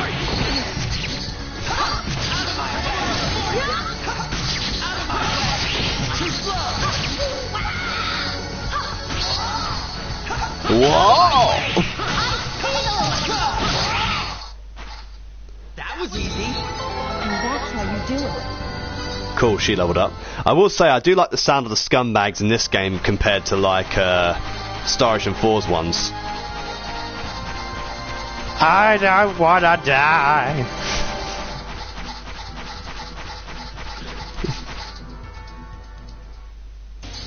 Well, I didn't want to go into the mountains of Bar, thank you very much. I wanted to freaking get the bits of the map. Damn it. You have to be really precise with this stuff. Oh, well, I guess it won't let me get that little tiny bit there, huh? Not like it's necessary, I guess.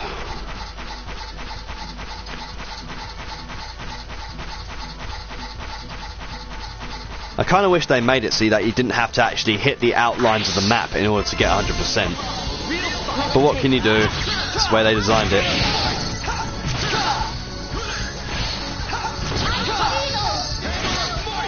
I don't know if you've noticed as well, this game does do weapon skins, though I forget how many weapon skins it does for everybody, because like obviously this is, whoops, I clicked optimize even though I don't want to do that, but it's not like I've made any difference, so it's fine. What did I want to do? Weapons. Oh, do I have to view it in frickin' items in order to see its model?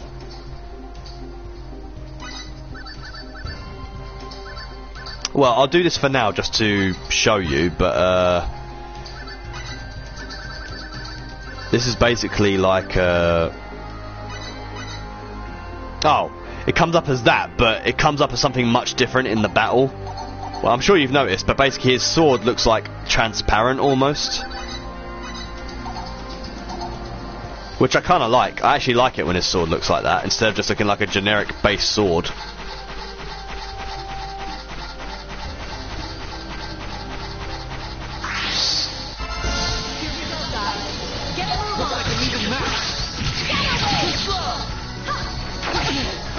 Oh god, that's not good. See, that was a critical hit. Did you hear that? I switched to Nell at the right bloody time. My god. There's always a notable sound effect for when someone gets critically hit. So, because he got critically hit on the last hit of that multiple hitting major attack, if I had not switched to Nell, I would have lost my bonus battle gauge yet again. What a lucky save.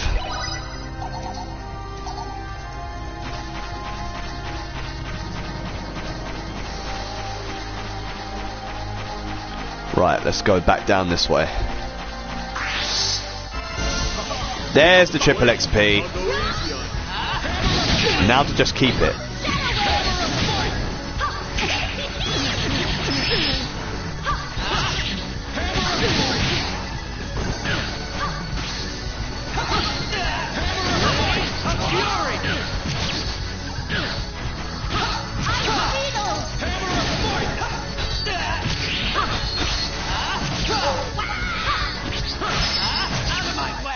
There we go. That was easy. See, now look at the XP we're getting. At least 100 odds. Which is good for this, because it actually moves us along quite quickly.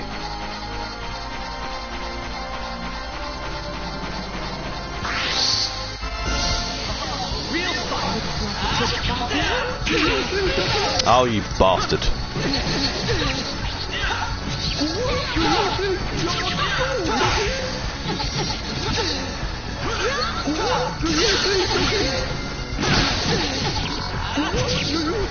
Well, Fate's just getting his ass kicked because I'm not controlling him, so...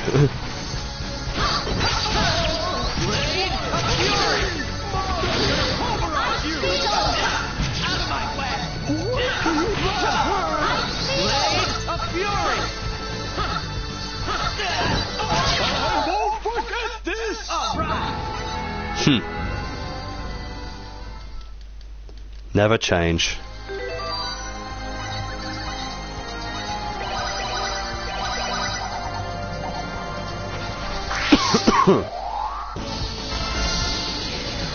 Just a few more battles and I'll have every bonus active again.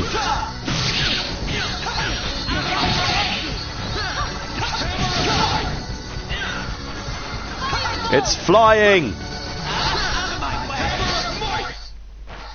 I'd have preferred a more worthy opponent.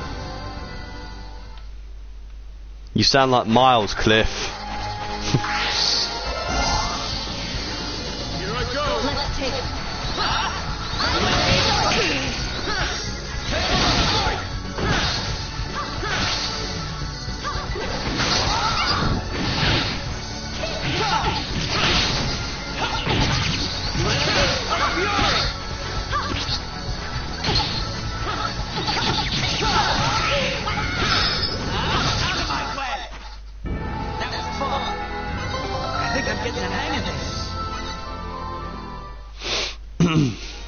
Another level up for Fate. Cliff will level up in the next one as well, and I think Nell will level up in the one after.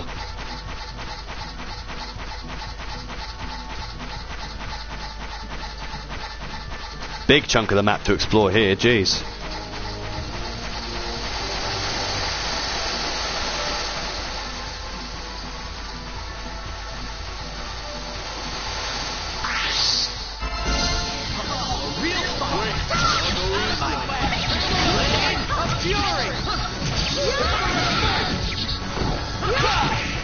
Damn it, I wanted to fucking send him in the air. How did that miss? Moron, know your enemy before you strike the first blow. I skipped his level up quote again, I'm very sorry. I was going to say, imagine how long it would be taking to beat these enemies if I didn't actually buy the Holy Sword from Aeroglyph.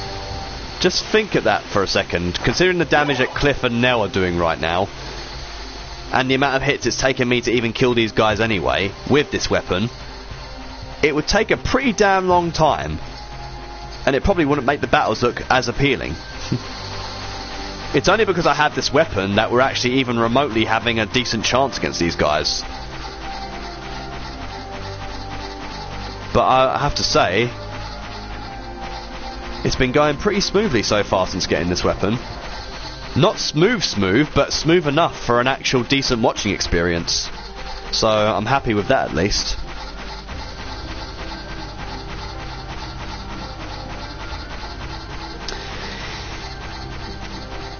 There are certain enemies in this game that does that as well, but that's like in a post-game dungeon, and that's only due to certain conditions, so to speak.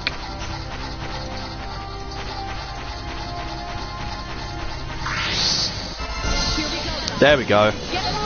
Every bonus is active.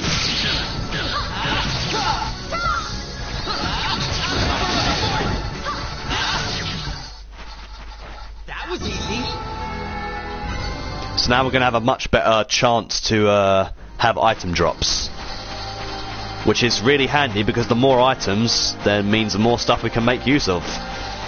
As is our resourcefulness in JRPGs. I think there's a chest up this way.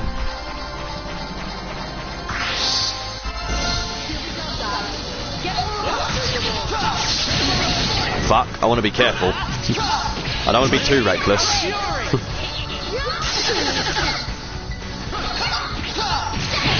Whoa, that could have been a critical hit right there. And that.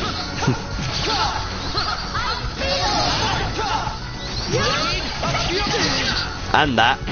Fucking hell, I'm just running into attacks. And it's not even my fault. It's because they're aiming for it's because they're aiming for the others and I'm just running into the attacks as a result. But worked out at least.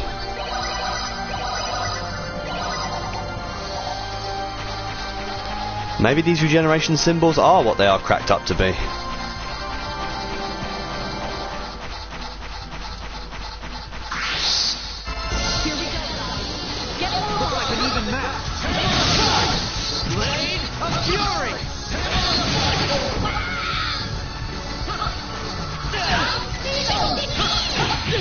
Ouch. Did not see that coming.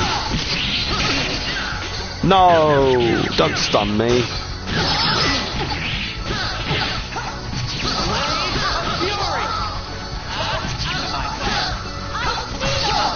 You know, all things considered, I was seeing the damage that Cliff was just taking from those guys, or at least the scumbag that was constantly stabbing him. He didn't actually take that much damage. I think it's just Nell that's the only feeble one right now. But I think it's because Cliff and Fate have they have scale armor on while she still has the basic ring mail on, so it makes sense. And it seems I have reached the maximum on compounding elixirs, so for the sake of actually having opened the chest, I'm going to discard one of them. You can get more of these in shops anyway, these synthesizing thingies. So drop one. I want to have every chest opened.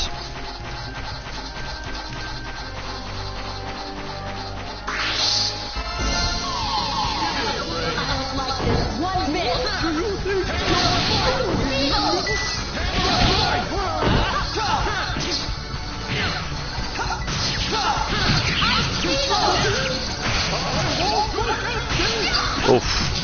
I was afraid it was going to hit me then, that's why I switched. We must keep all bonuses.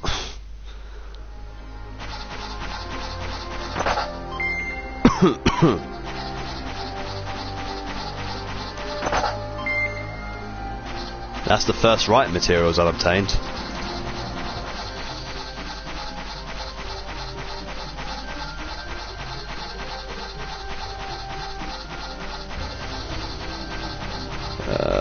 Okay, I think I've sweeped all the corners on the map, so...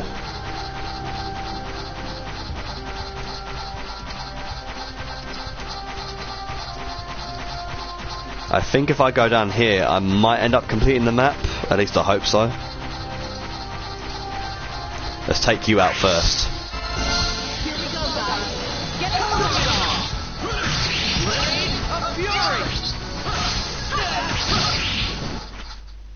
All right.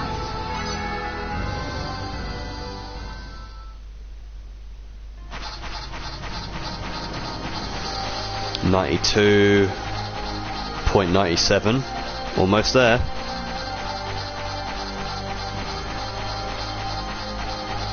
Once we get into Arius, we can enjoy some more cutscene time.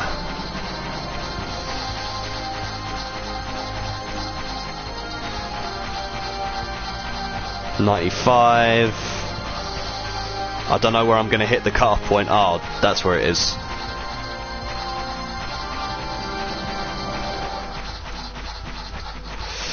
Damn, I'm so close. What am I missing? Oh well, I can just come back to it. I mean, I'm going to be on this area at some point later, so I don't need it right now. I'm fine.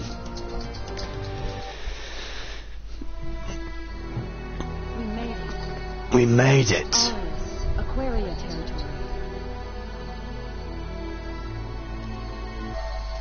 Sorry, that was just me bringing up the quick menu.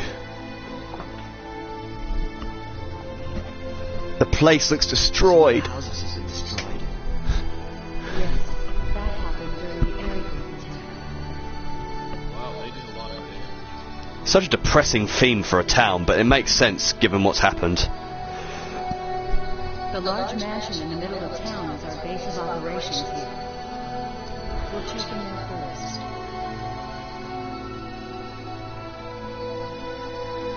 I think this is what I used for Gordol in the Book 1 soundtrack.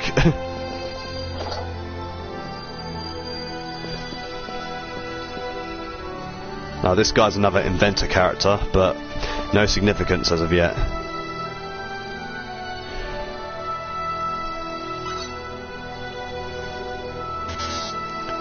Wait, what even...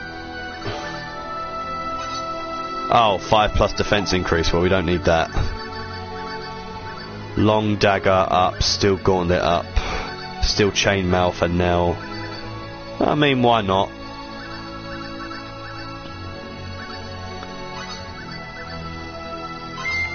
Every little helps, I guess.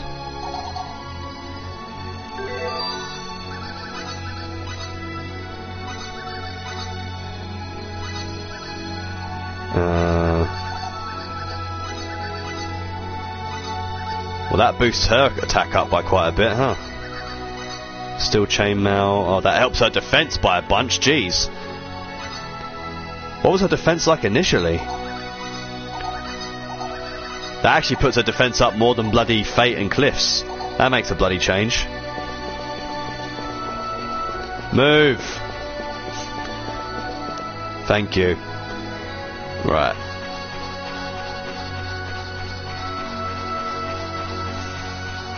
Oh, this is a small graveyard.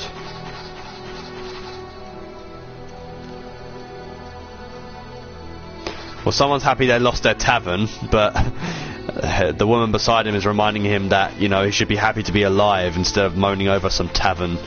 They can always rebuild, mind. Chapel.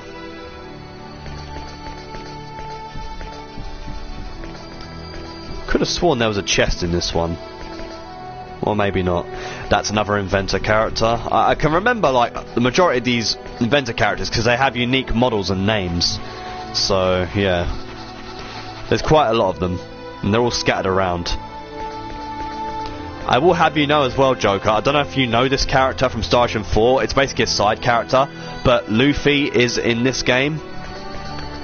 She is an inventor character in this game. But she's a post-game one.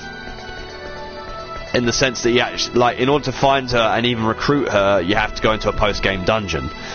But she's not really friendly, so to speak. At least not at first.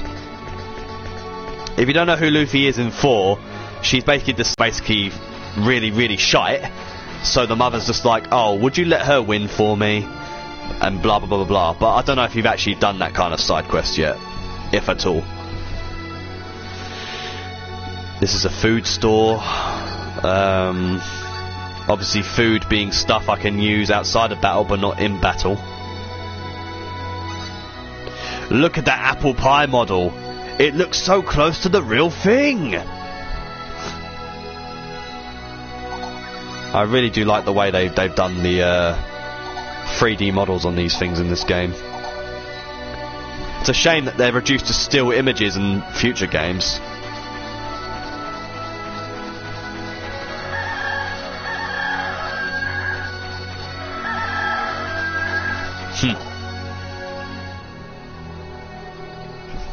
Wait, I think this is where I need to be. So, not yet.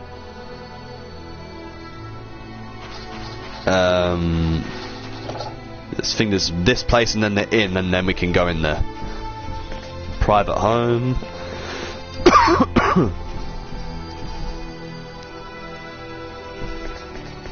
Ah, there's a chest.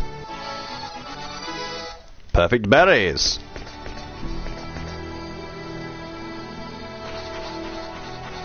And another chest. Multi-flask. Oh, what did that do again? That's an important item. Other items, multi-flask. Raises the compounding success rate. So it's a permanent item you can keep, and it basically raises the success of doing compounding related synthesis and such. Oh, cooking ingredients. It's the former, Joker. The former.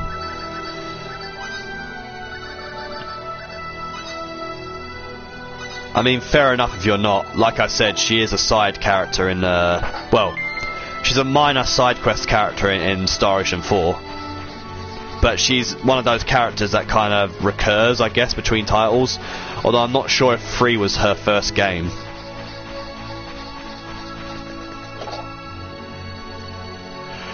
So here's the inn. I'll be gone for a bit. For those seeking rooms, please pay 250 fol. Well, I don't really need to pay for a room, but I will save the game. Because we made quite a bit of progress. Now then, let us go see Claire.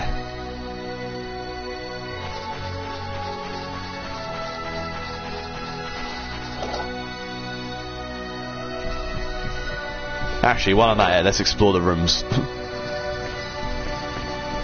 If there's even much to explore.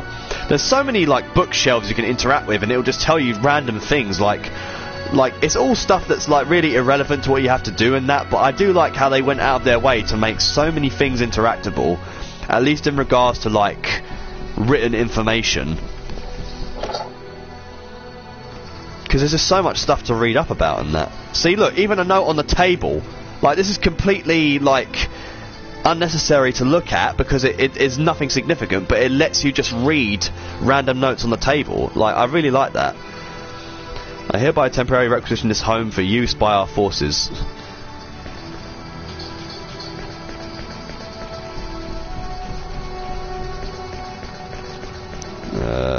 Welcome back, lady. Now I'll go prepare a warm meal for you. Let's look upstairs as well before continuing, because I know which room advances the plot. So, this is a save room.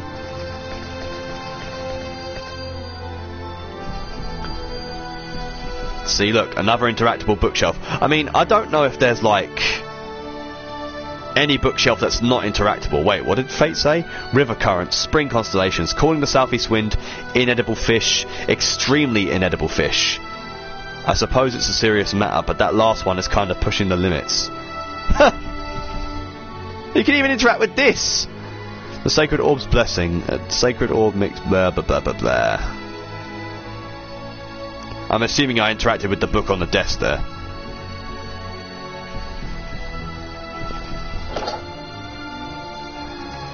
Chest. More blackberries. See? What the fuck? Difficult book, challenging book, really difficult book, difficult book, difficult book, difficult book, extremely difficult book, difficult book, difficult book, somewhat difficult book, difficult book, difficult book, quite difficult book, difficult book, difficult book, oh, make it stop. What the f... See, it's, again, something completely random, but it's there. What in the hell? Okay, we can't interact with that bookshelf because that's obviously blocked off by stuff. Now, see, what's funny is you can climb little ladders like these in the rooms that you find them in, but they don't really lead anywhere. But they let you climb them anyway. Makes me wonder if that was a cut feature in the sense like you would climb ladders to access areas, but now then they reduce it to the fact you just climb ladders in little rooms for the sake of climbing them with no actual like purpose. But at least the animation's there. But anyway, let's advance the plot.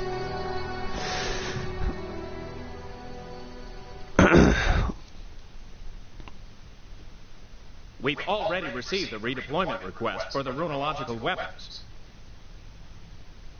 They will arrive in 3 days. Will that be sufficient, ma'am? That would be fine. Carry on. Yes, ma'am. Nice work, all. You are relieved. Yes, ma'am. Yes, ma'am. You're looking well. It's you. When did you return? Just now, Claire.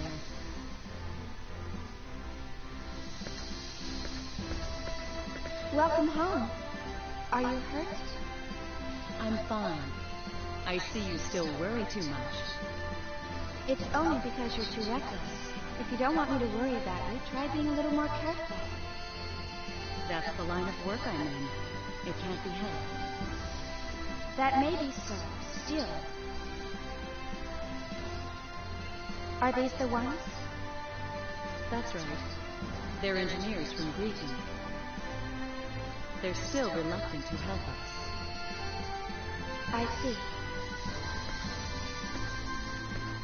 I'm Commander Claire Lasbard of the Aquaria Runological Unit. I'm honored to meet you. The name's Cliff Bitter. I'm Fate Lineguard. Nice to meet you. I must apologize for forcing our problems on you. However, you must understand our situation. I think we understand. But I'm not sure. I would like to hear what you have to say, and I will provide a thorough explanation of our situation as well. But you must be exhausted. Why don't we continue this tomorrow? You need your rest. That's right. He may seem fine now, but Fate is still under the weather. I'm fine. Hey, never pass up a chance to take it easy, kid. It was a real trek crossing those mountains. Okay. There's a guest room upstairs on the second floor. Please, feel free to use it. Now, stay behind. We have much to discuss. Oh, I'm sure you do.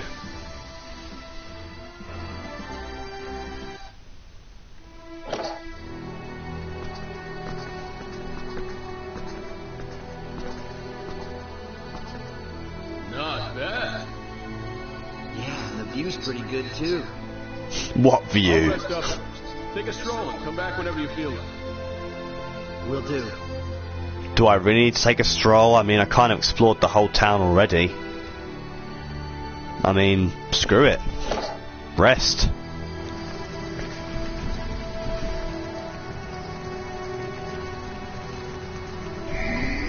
Let me get to my bed, Cliff, god damn it.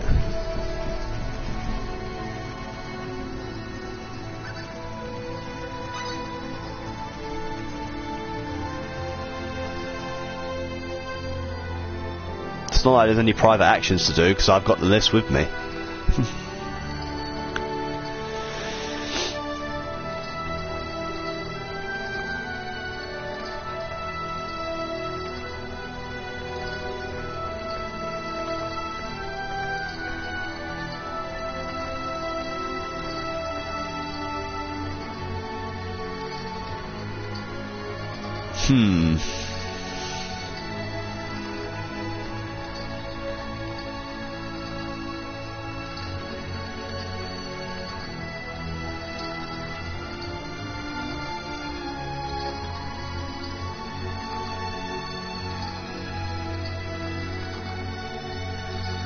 What is Nell up to?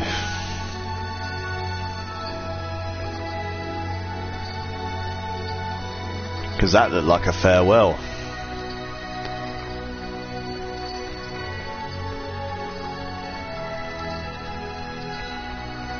Yeah, Cliff ain't stupid.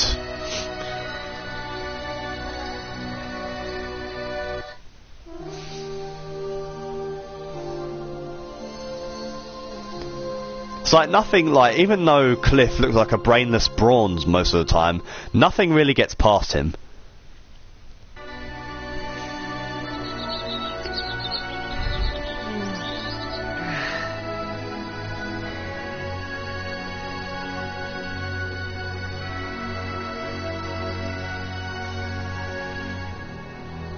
Yo, how'd you sleep? Feel any better? Yeah, I feel fine. I was probably just worn out. Glad to hear that. I have a feeling things are gonna get hectic today. Why do you say that? How do you know? Just a hunch. Oh, we know all about those.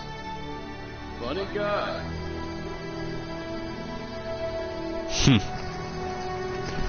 Gotta like the humour in this game sometimes. But when you realise that these characters are sleeping in their beds fully clothed, awkward. That's not something you do in real life. But then again, this is a game based on a game. Or about a game, rather. Lady Claire. Faith. Cliff.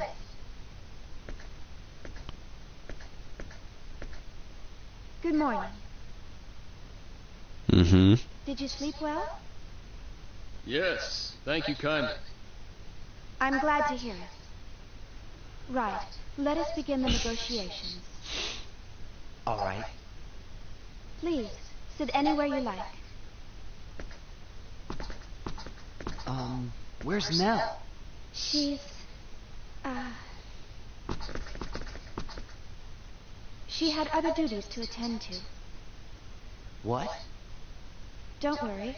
I'm taking over her duties as far as you two are concerned. Well, all right. Let's begin. I don't know what you discussed with Nell and the others, But you are now in Aquaria territory. Even if you refuse to assist us, I can guarantee your safety. We will have to retain custody of you until we reach the royal city of Oculus. But you may provide us with your answer at that point.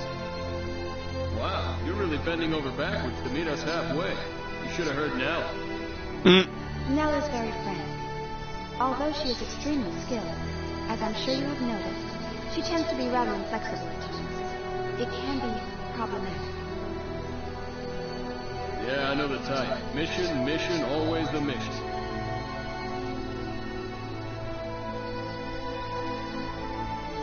To be honest, I too would like you to work with us. But I realize this is not your war. Our deaths and the life of our country are not in your hands. You need feel no obligation, and we have no right to force you to help. Now you're making me feel guilty. It is only the truth. At least we thank our blessings who did not fall into Ericles' path. So what do you want to do? Looks like they'll let us go after we reach Oculus. Is something wrong? No, it's nothing. If you have any questions, I will answer to the best of my abilities. All right, then I'll ask. What is Nell's new mission? Why would you ask her? She is no longer your concern. She told us her mission was to take both of us safely to the royal city. How could she just leave us here? To you, it appears that she has abandoned her mission. Well, yes. I didn't know her long, but I got the impression that she would never leave a mission incomplete.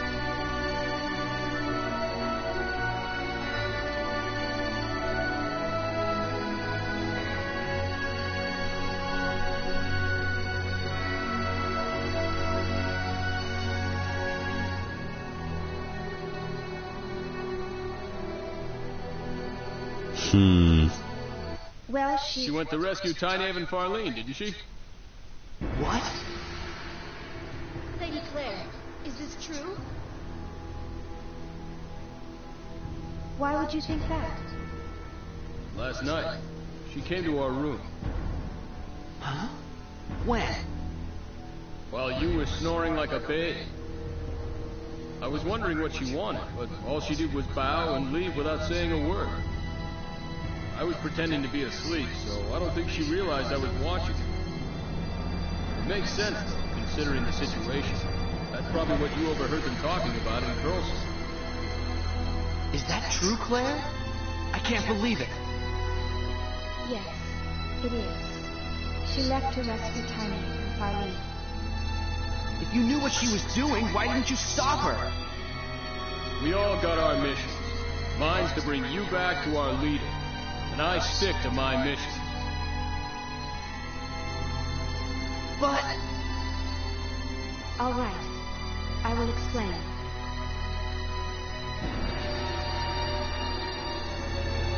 Around the time you arrived in Curlson, we received a message from Eric. They told us that the two women are hostages, and they demanded you in exchange. This is not possible, so she went to rescue them. But... all by herself? That's Nell for you. Why didn't she tell us? We'd have gone with her. Perhaps because the odds of her success are essentially zero. She'll likely walk into an Eriglyph trap. I tried to stop her, but there was no way. Nell would never abandon those who work for her. She pretends to be all business, but she's the type that can't let go. At any rate, that is our situation. Please, nowhere is completely safe. Where'd they demand it take place? Why do you want to know that? I can't let her do this. Her life is more valuable than that. Do people think the only way to end this war is to throw away their own lives? I'm going after Nell. I have a few words to say to her. All right, Faith. I was waiting for you to say that. Hey, this music. I cannot allow this. Nell Nell told us of your skill, but this enemy is too strong, even for you. Don't worry about us. I don't know what she told you, but we can fend for ourselves. Besides, when he gets riled up like this, Fate can get even nastier than Nell. He's the most stubborn, hardcore kid around. In that case, I'll send some soldiers. No need. We'll just be asking for them to spot us as we march in there with an army. We'll be more maneuverable in small numbers. And I doubt you can spare the guard, given your situation. That's true. Nell trusts us. You should too. Claire, where are they bringing the hostages straight? A building on the southeastern side of the coast. It was originally constructed as a training camp, but now they execute people there. It's also the base of the heavy cavalry Black Brigade, one of Erebus' 3 military units.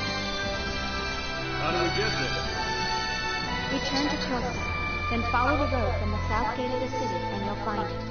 I think you'll get there faster if you avoid the mountain road you took before and take the south gate from Arla. Head across the wilderness and enter Krosa from that direction.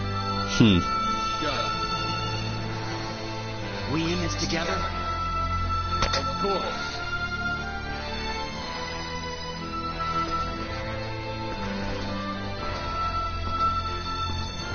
Please, wait a minute.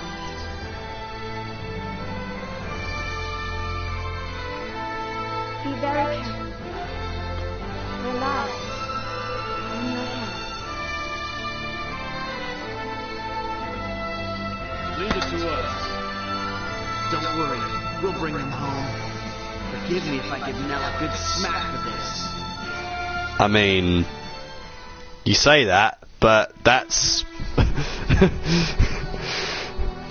I guess Fate just wants to respect women, huh? But I guess until we reunite with Nell, we're going to be a 2-man party, and the only way I'm going to be able to heal is using Fate's healing symbology, which is only usable outside of battle as it stands. Let's hurry. She left last night. We've got a ways to go to catch up. Right.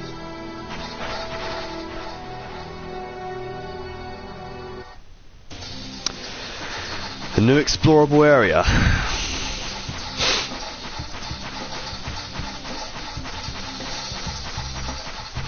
I'm just concerned that I'll get overwhelmed by enemies now that we're a party of 2 again. Hopefully that won't be the case though.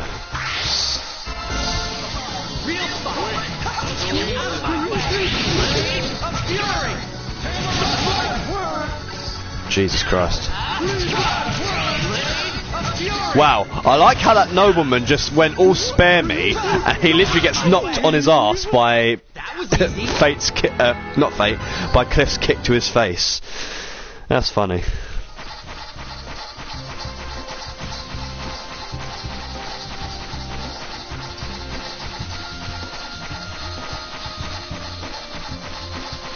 And once again, have to go through the tedious process of literally rubbing the walls of this map in order to complete the map itself.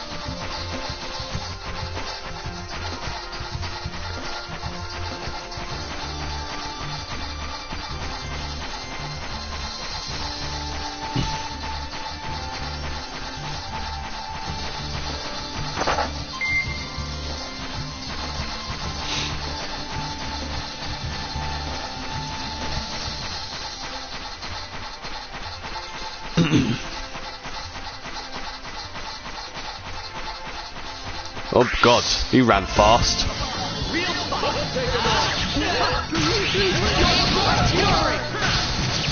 Yeah, he tried to run away.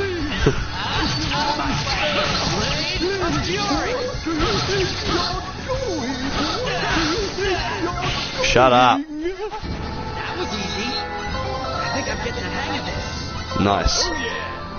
Oh, both of them leveled up at the same time, huh?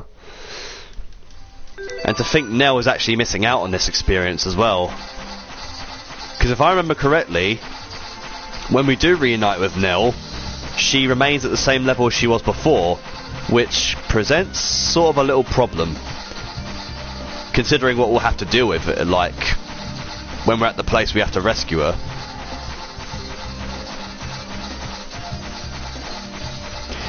It's one of the tropes of JRPGs that I've never really liked, is that, you know, when party members leave you, like,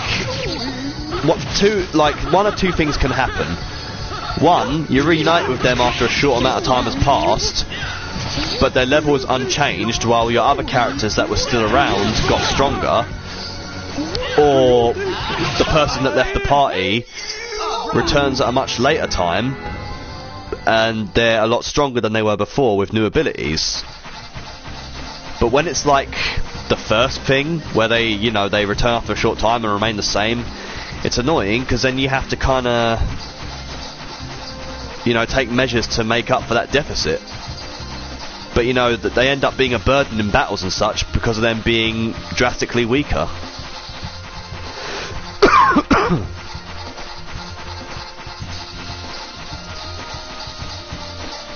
It's partly why, you know, with JRPGs, especially like Star Ocean, it's why I like to prefer to stick to certain characters as the main party and have a lot of reserved characters as just not leveled up, because, you know, I care too much about how often a character's around in the party during the story. That's why when I played this game for the very first time, that's why when I played this game for the very first time, my main party was actually Fate, Cliff and Nell, because those three were the characters that you basically started with for a full party. Of course, for my Galaxy playthrough of this, I did have Maria as my third party member in place of Nell, because apparently in terms of the party members in Star Ocean 3, Maria is one of the most broken ones due to her ultimate skill, which is Energy Burst. Apparently the amount of damage you can do with that when you've got maximum damage output, and with the skill cancelling as well, apparently makes her really, really broken. Because it hits like 10 odd times, if I remember correctly. So that means you're hitting 99,999 like 10 odd times.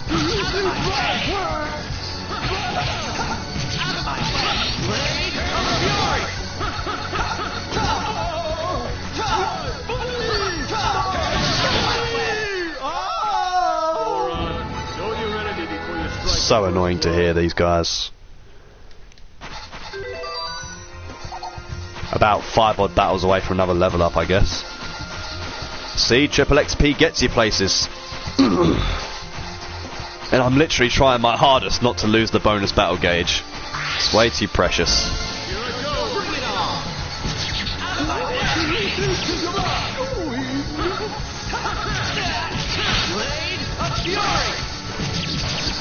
Nice, double hit. It doesn't always hit twice, annoyingly. Oh, Copper Idol and some mats, I guess. Even though the Copper Idol doesn't really sell for much.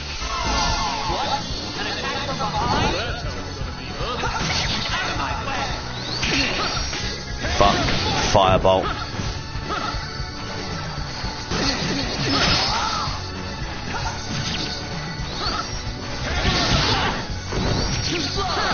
That was merely an effort to save my bonus battle gauge. Blade of Fury! That was easy. And Fate did actually get critically hit, so that was a good choice to make.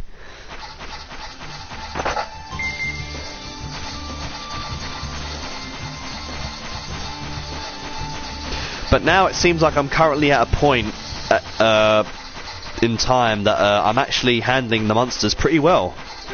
Like, the damage is pretty tolerable right now.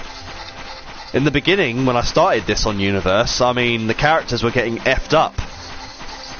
Like, they took damage that I did not expect for an early point in the game. But for now, things seem to be sort of on a similar level to how they were when I was playing this on Galaxy mode. Thank God. But of course, like all JRPGs, we will reach a point where the difficulty will suddenly spike, and then we'll have to you know, kind of rely on wits and skill to win battles and such. Ah, more stuff I can't carry. Let me drop one of them.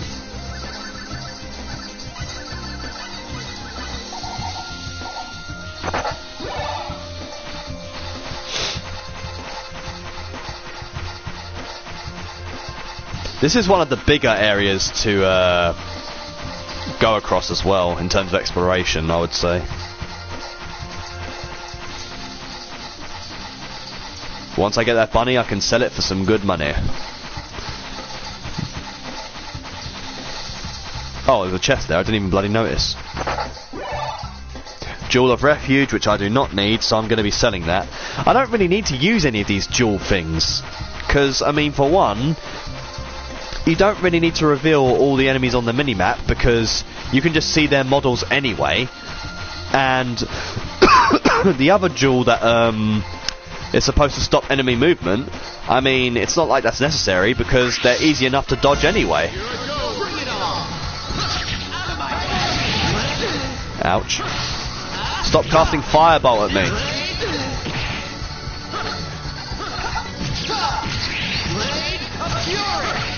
Thankfully, I've already gotten the battle trophies associated with Firebolt, which is where you had to avoid it a certain amount of times.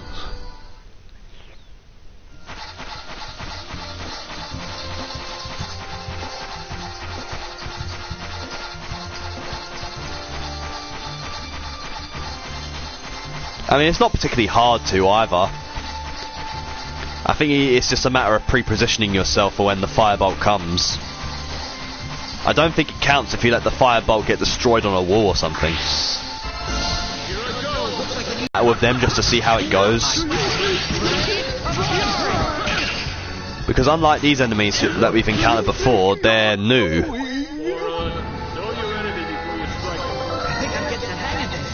Ooh. A Jewel of Avarice, which I forget what that does. Oh, displays chests on the minimap for a short time. I never really used these in the past, but now I'm feeling like I should in the future, if I ever am looking for chests that are, like, still not opened. But for now, I'll leave it. What was I going to do? I want to make sure these guys are healed up to full, just in case these guys are a bit much to handle. But I don't want to escape the battle either, because I do want to be able to keep everything for a long time still. So we'll see how this turns out.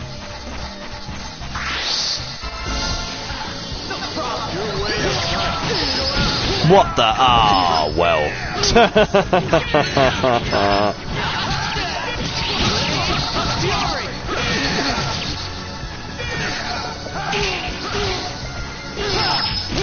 So literally within, like, starting the battle, the first thing that happens, I get critically hit.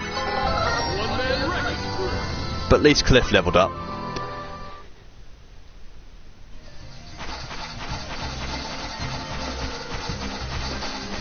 But one thing I did notice, when I went into the battle, did you notice that Fate said, you know, ha, no problem and all that? That means that they considered these enemies not a match. Because the characters in Star Ocean, when you enter a battle, they say quotes that assess the threat level of the enemy you're about to fight. So when Fate says, haha, a real fight, it basically means it's a moderate threat, or an average threat. On saying stuff like, ha, no problem means the enemy is easy. And then if Fate says something like, be careful, then that means the enemy you're about to fight is going to be quite hard to deal with. So I was kind of surprised that he assessed the knights as such.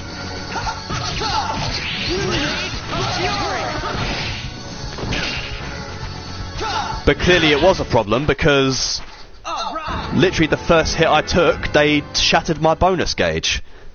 So now I'm going to have to work it back up again.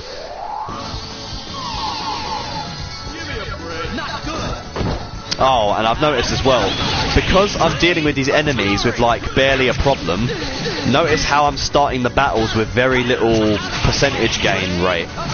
Because if you notice, there's a percentage rate next to the bonus battle gauge, which essentially means how fast your gauge is going to fill up from getting hits on the enemy. but this battle started with 20%, which means I'm not really going to gain much for it.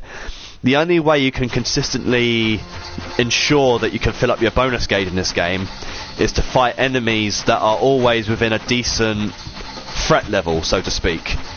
So a balanced fight, because easy fights will just straight up not give you any percentage gain to begin with. So it always encourages you to fight enemies that are tough, or at least a decent challenge, as a certain Lu Bu would say.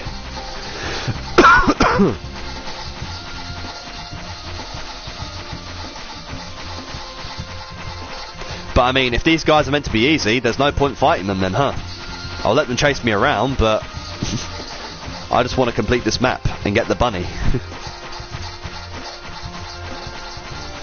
Which I'm almost there, actually. I think I might be able to do it in one swoop. I'm on 92% right now. But then I say this, and it turns out I just missed a tiny bit of the map that would let me get 100%. But I think I'm good.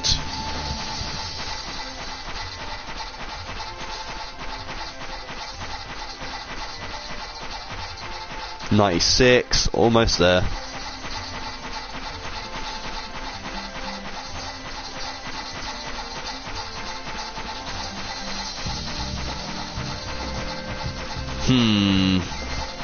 Maybe not. Maybe not. I'm still a little ways off, but you know, I can always come back and do it. Considering I've explored the majority of the area anyway. I can just like do this off stream or something. It's nothing major. Anyway, back in Cursa now, and now I think we have to go to the south gate. I believe they mentioned. Whoops, got stuck on something. Yeah, there it is.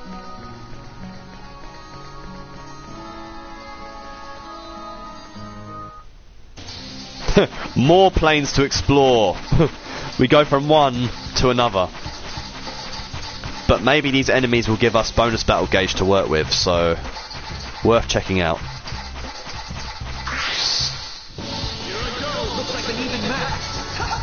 Okay, guess not. It's only 20%. That's shite. Son of a bitch.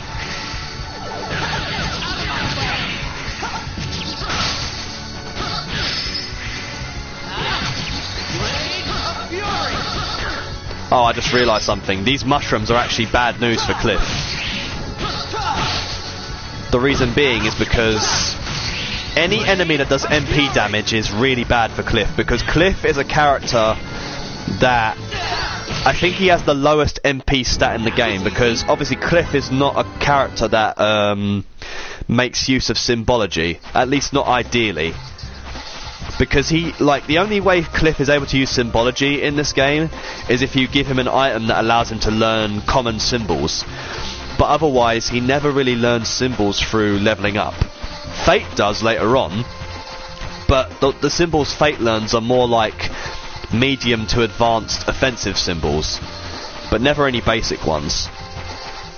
But Cliff flat out doesn't know, like, he doesn't learn any symbols at all, because he's not a magic oriented character.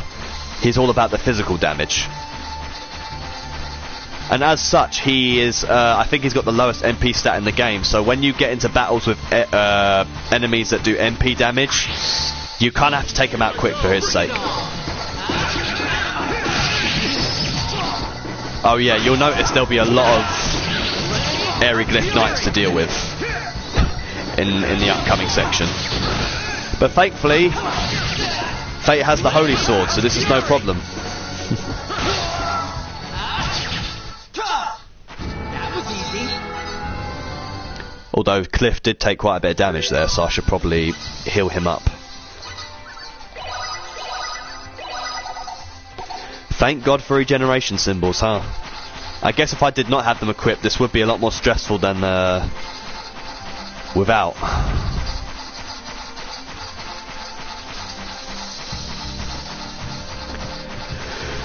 Thankfully, these planes are only something you have to explore once, because, sorry, yawning. You only really have to go to the Cursa training facility once in the story, I believe, at least when it comes to exploring the place. Oh no, wait, actually, you come back here much later in the story, but I think that's like a Disc 2 thing, so I guess in Disc 1 terms, you only have to come here once.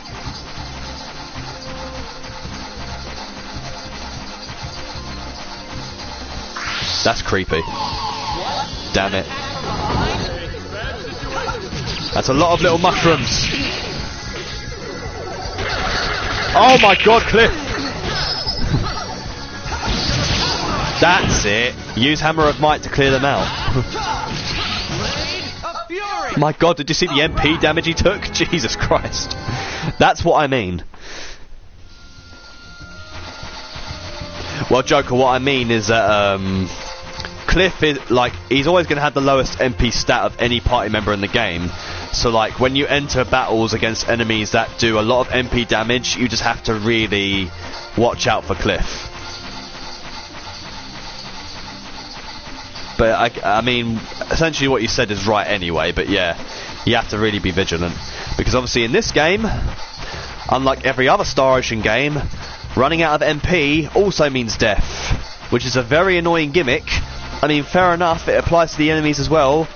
You can kill the enemies with MP damage, but that's not the point. It's not really a conventional thing for JRPGs to have characters die from running out of magic points.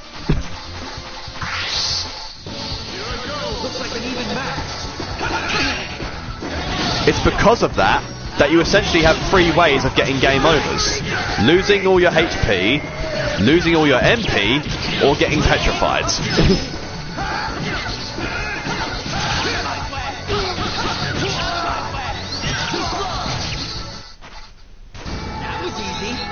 See, the most annoying thing about groups of enemies in this game is like, if an AI gets stun locked by enemy attacks, it's very hard for them to get out of it unless you help them.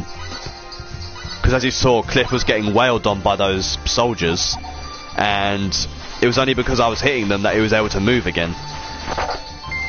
And some characters have different stun lock times than others, really. I feel like Nell is one of the worst ones in that regard. She gets stun locked for quite a while when she's hit.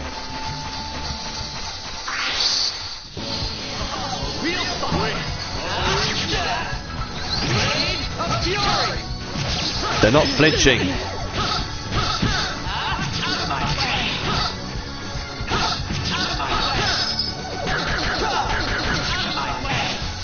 I think one of the most annoying things in this game as well is that when you fight enemies that don't flinch from your attacks, because obviously that means they have free reign to do their own attacks, and it's just not pretty at all.